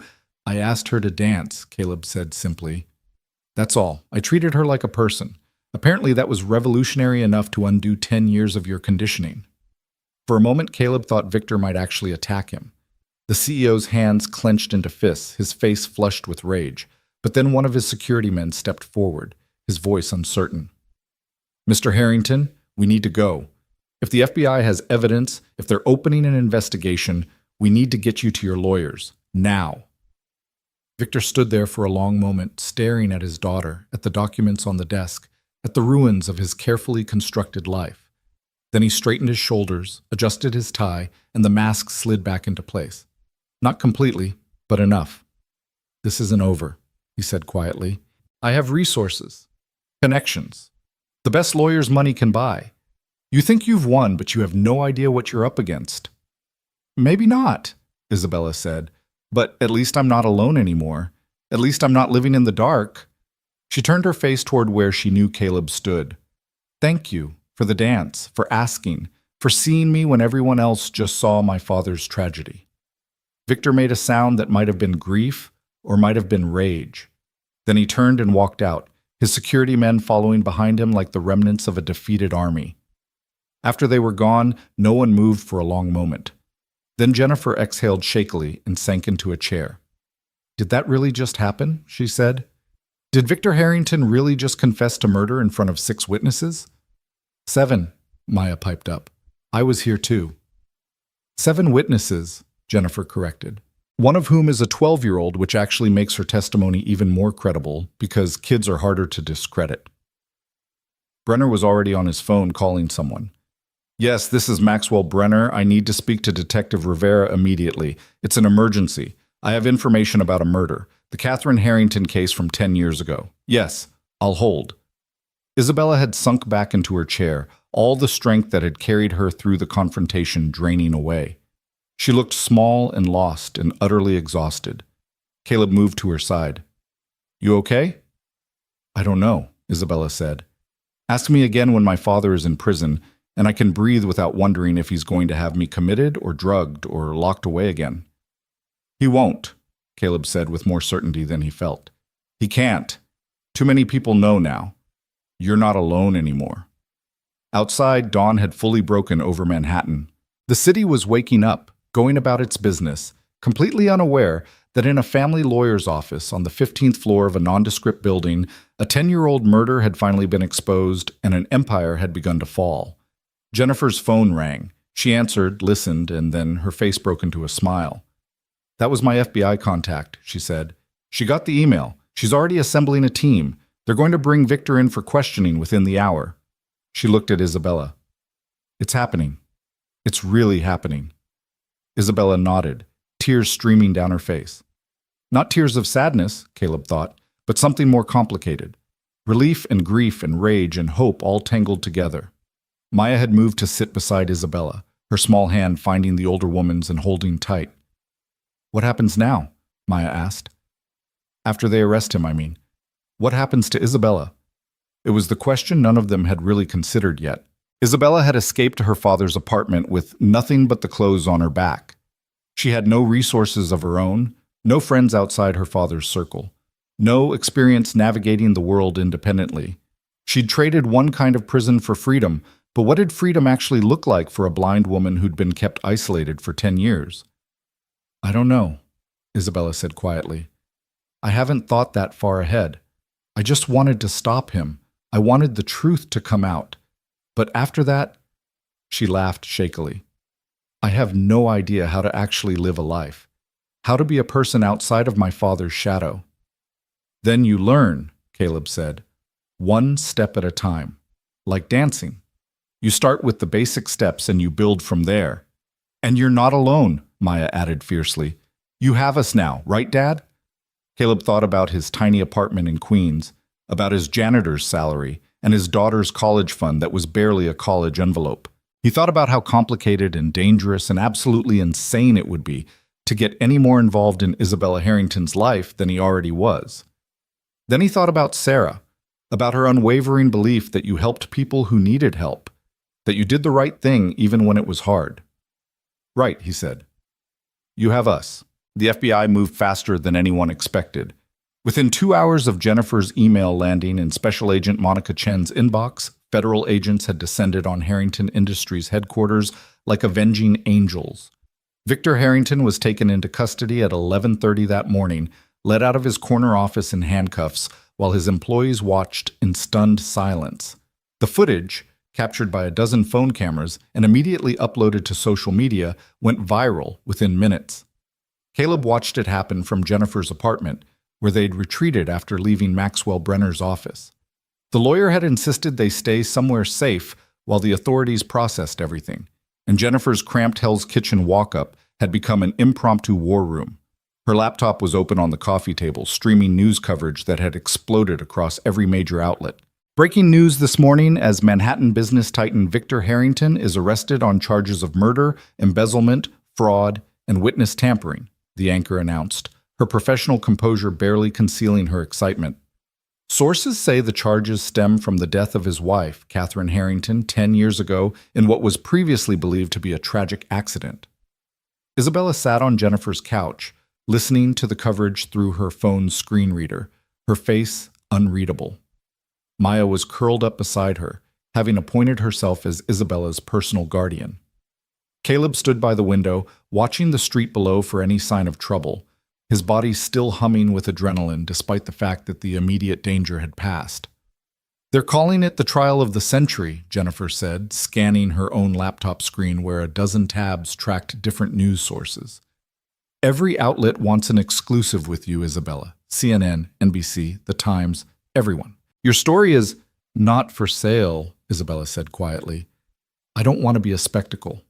I've spent 10 years being my father's prop.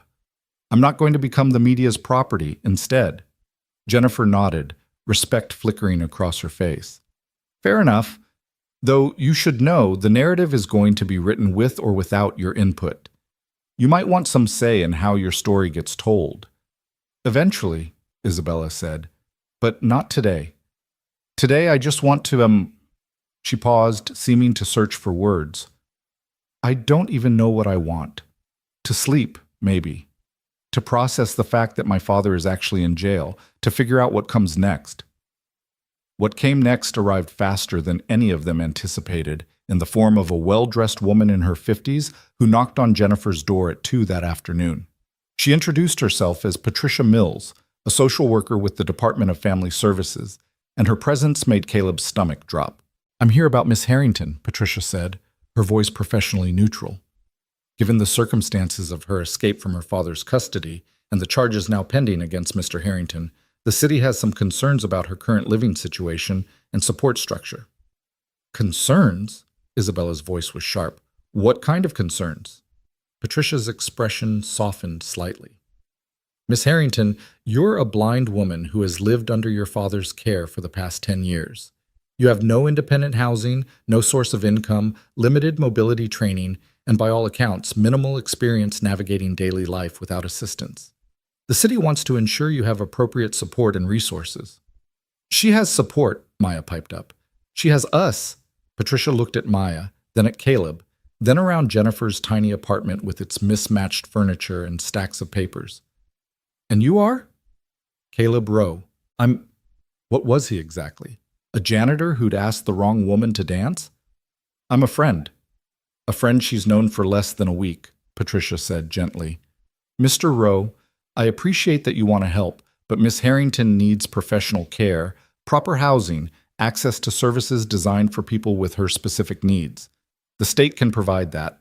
We have group homes, supported living facilities." "No," Isabella said, her voice going hard. "No facilities.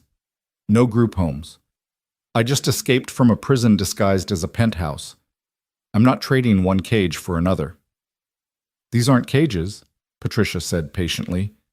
"They're supportive environments designed to help people with disabilities live independently while still having access to the resources they need." "How many of these group home residents are there by choice?" Isabella asked. "How many could leave if they wanted to? How many are there because their families decided they were too difficult to deal with, too expensive, too inconvenient?" Patricia's silence was answer enough. "I'm 24 years old," Isabella continued. "I'm blind, not incompetent. I have a trust fund from my mother that my father couldn't touch. Maxwell Brenner confirmed it this morning. Once the legal issues are settled, I'll have more than enough money to support myself. I just need time to figure things out. In the meantime, you need somewhere to stay, Patricia said. Somewhere appropriate. Mr. Rowe, I assume you have a one-bedroom apartment in Queens that you share with your daughter? Caleb felt heat rise in his face. Two-bedroom, actually. Small, but not appropriate for hosting a woman you barely know who requires significant daily assistance, Patricia finished. I'm not trying to be difficult, Mr. Rowe, but I have to consider Miss Harrington's best interests, and those interests aren't served by an unstable living situation with strangers. They're not strangers, Isabella said. They're the first people in 10 years who've treated me like a human being instead of a problem to be managed, and I'm not going to any facility. If you try to make me, I'll... She stopped, seeming to realize she had no leverage, no power. Please don't do this. The desperation in her voice broke Caleb's heart. He thought about Maya, about how fiercely he'd fight if anyone tried to take her away, to put her somewhere he couldn't protect her. Isabella had just escaped from one form of captivity. She couldn't be forced into another, no matter how well-intentioned. What if there was a middle ground? Jennifer said suddenly. Everyone turned to look at her. I have a colleague, another journalist, who's been covering accessibility issues for years. She's blind herself, has been since birth. She runs a nonprofit that helps newly disabled people learn independent living skills, mobility training, adaptive technology, employment resources, all of it. What if Isabella stayed here with me temporarily while working with that organization? She'd have support, professional resources, but also autonomy. Would that satisfy your concerns? Patricia considered this, her expression thoughtful. Who's the colleague? Rebecca Saunders. She's been blind for 43 years, has a master's degree in social work, and has successfully helped hundreds of people transition to independent living. I can have her here in an hour if you want to meet her. I know Rebecca, Patricia said slowly. She's done good work. If she's willing to take on Miss Harrington's case, and if Miss Harrington has stable housing and appropriate supervision in the interim, she looked at Isabella. This is temporary, you understand, just until you're on your feet, able to demonstrate you can manage independently. The moment I have concerns about your safety or well-being, we'll revisit other options. I understand, Isabella said. Thank you. Thank you so much. After Patricia left, promising to return the following day to check on the situation, Isabella sagged against the couch cushions like someone who'd been holding herself upright through sheer force of will. I'm sorry, she said quietly. I'm sorry I'm such a burden. You've all done so much already, and now, Jennifer, you're stuck with me living in your apartment. Stop, Jennifer interrupted. You're not a burden. You're a person who's been through hell and needs some help getting back on her feet. There's no shame in that. And honestly, having you here gives me an excuse to clean this place up. My mother's been on my case for years about the mess. I don't have any of my things, Isabella said, a note of panic creeping into her voice. My clothes, my books, my adaptive equipment, it's all at my father's apartment, and I can't go back there. I can't. We'll get you new things, Caleb said. Whatever you need. And tomorrow, when things have calmed down a bit, we can have the police escort us to collect your belongings. Your father's in custody. He can't stop you from taking what's yours. I can take you shopping, Maya offered. I'm really good at shopping. Mom always said I could find a bargain in a department store blackout. Despite everything, Isabella smiled. I'd like that. Though I should warn you, I have no idea what's in style anymore.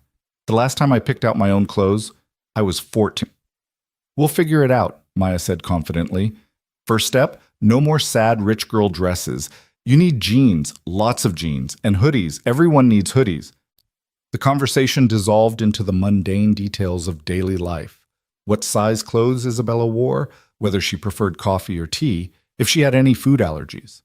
It was almost aggressively normal, this discussion of practical needs.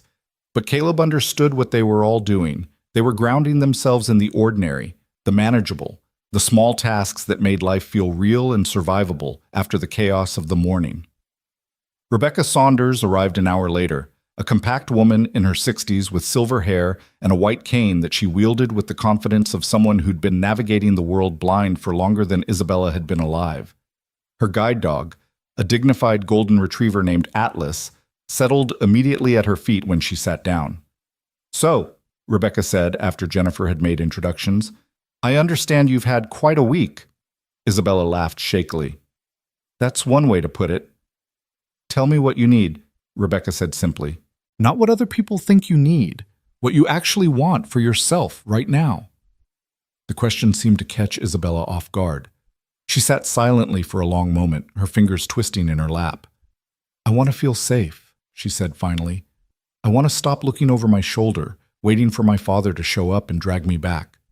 I want to learn how to do things for myself, cook, clean, navigate the city, all the basic life skills I should have learned years ago but didn't because he kept me so isolated. And I want...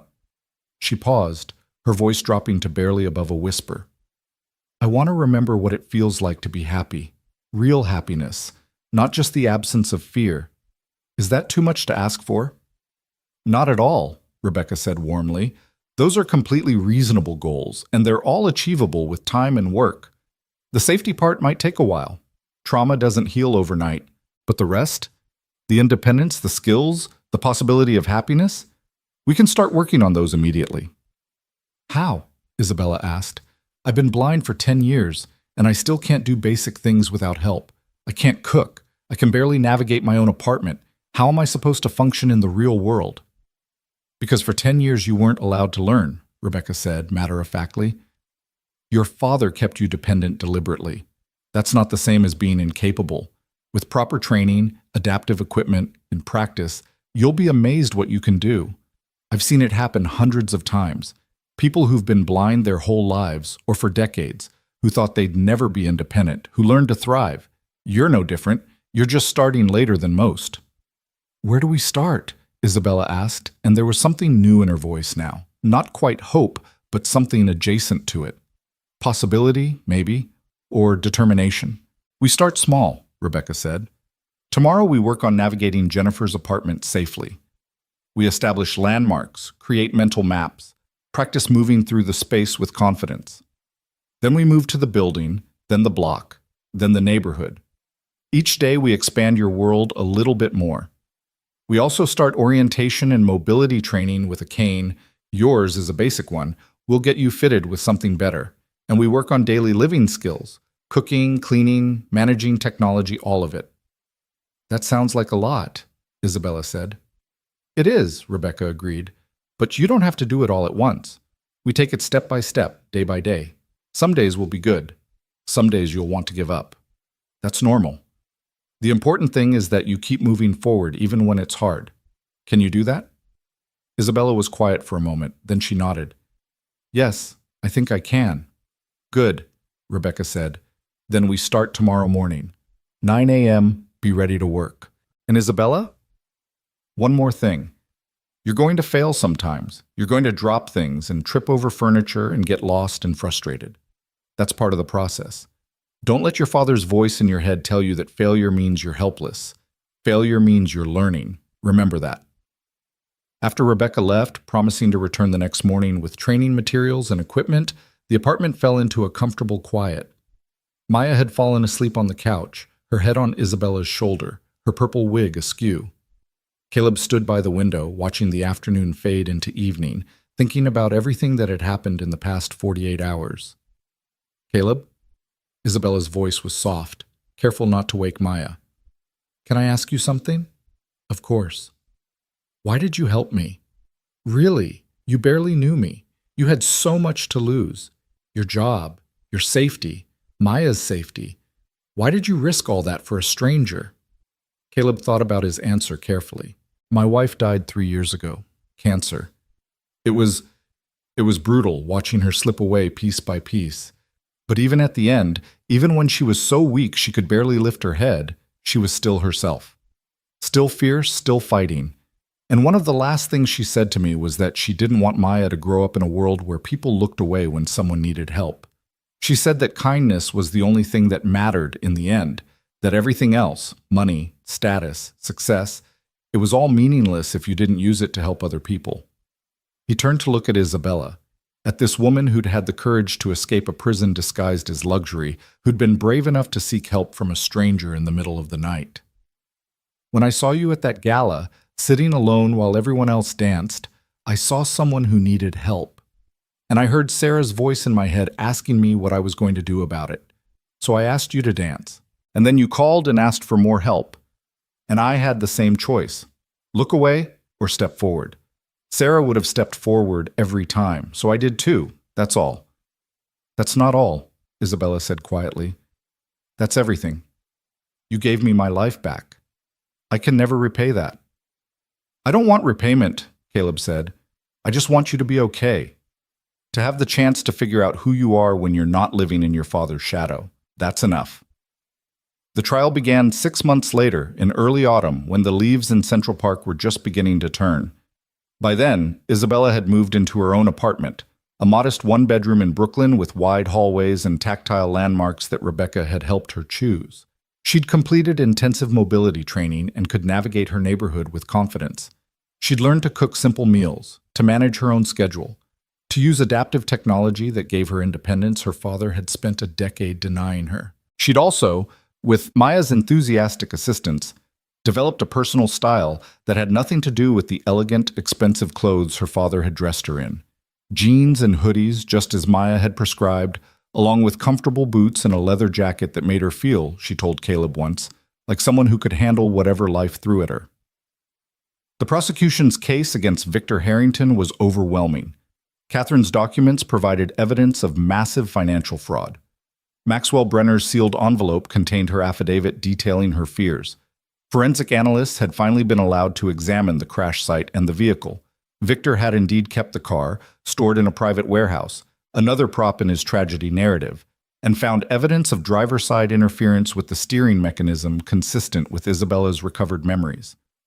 And then there was Isabella's testimony. She took the stand on a crisp October morning, wearing a simple black dress and her mother's pearl necklace, one of the few items she'd retrieved from the penthouse. Maya sat in the gallery between Caleb and Jennifer, gripping both their hands as Isabella was sworn in. The prosecutor, a sharp woman named Diane Foster, walked Isabella through her story with gentle precision. The night of the accident, her memories of her parents fighting, the sound of the music, her father's hand on the wheel, the decade of isolation and medication and guilt that followed. Victor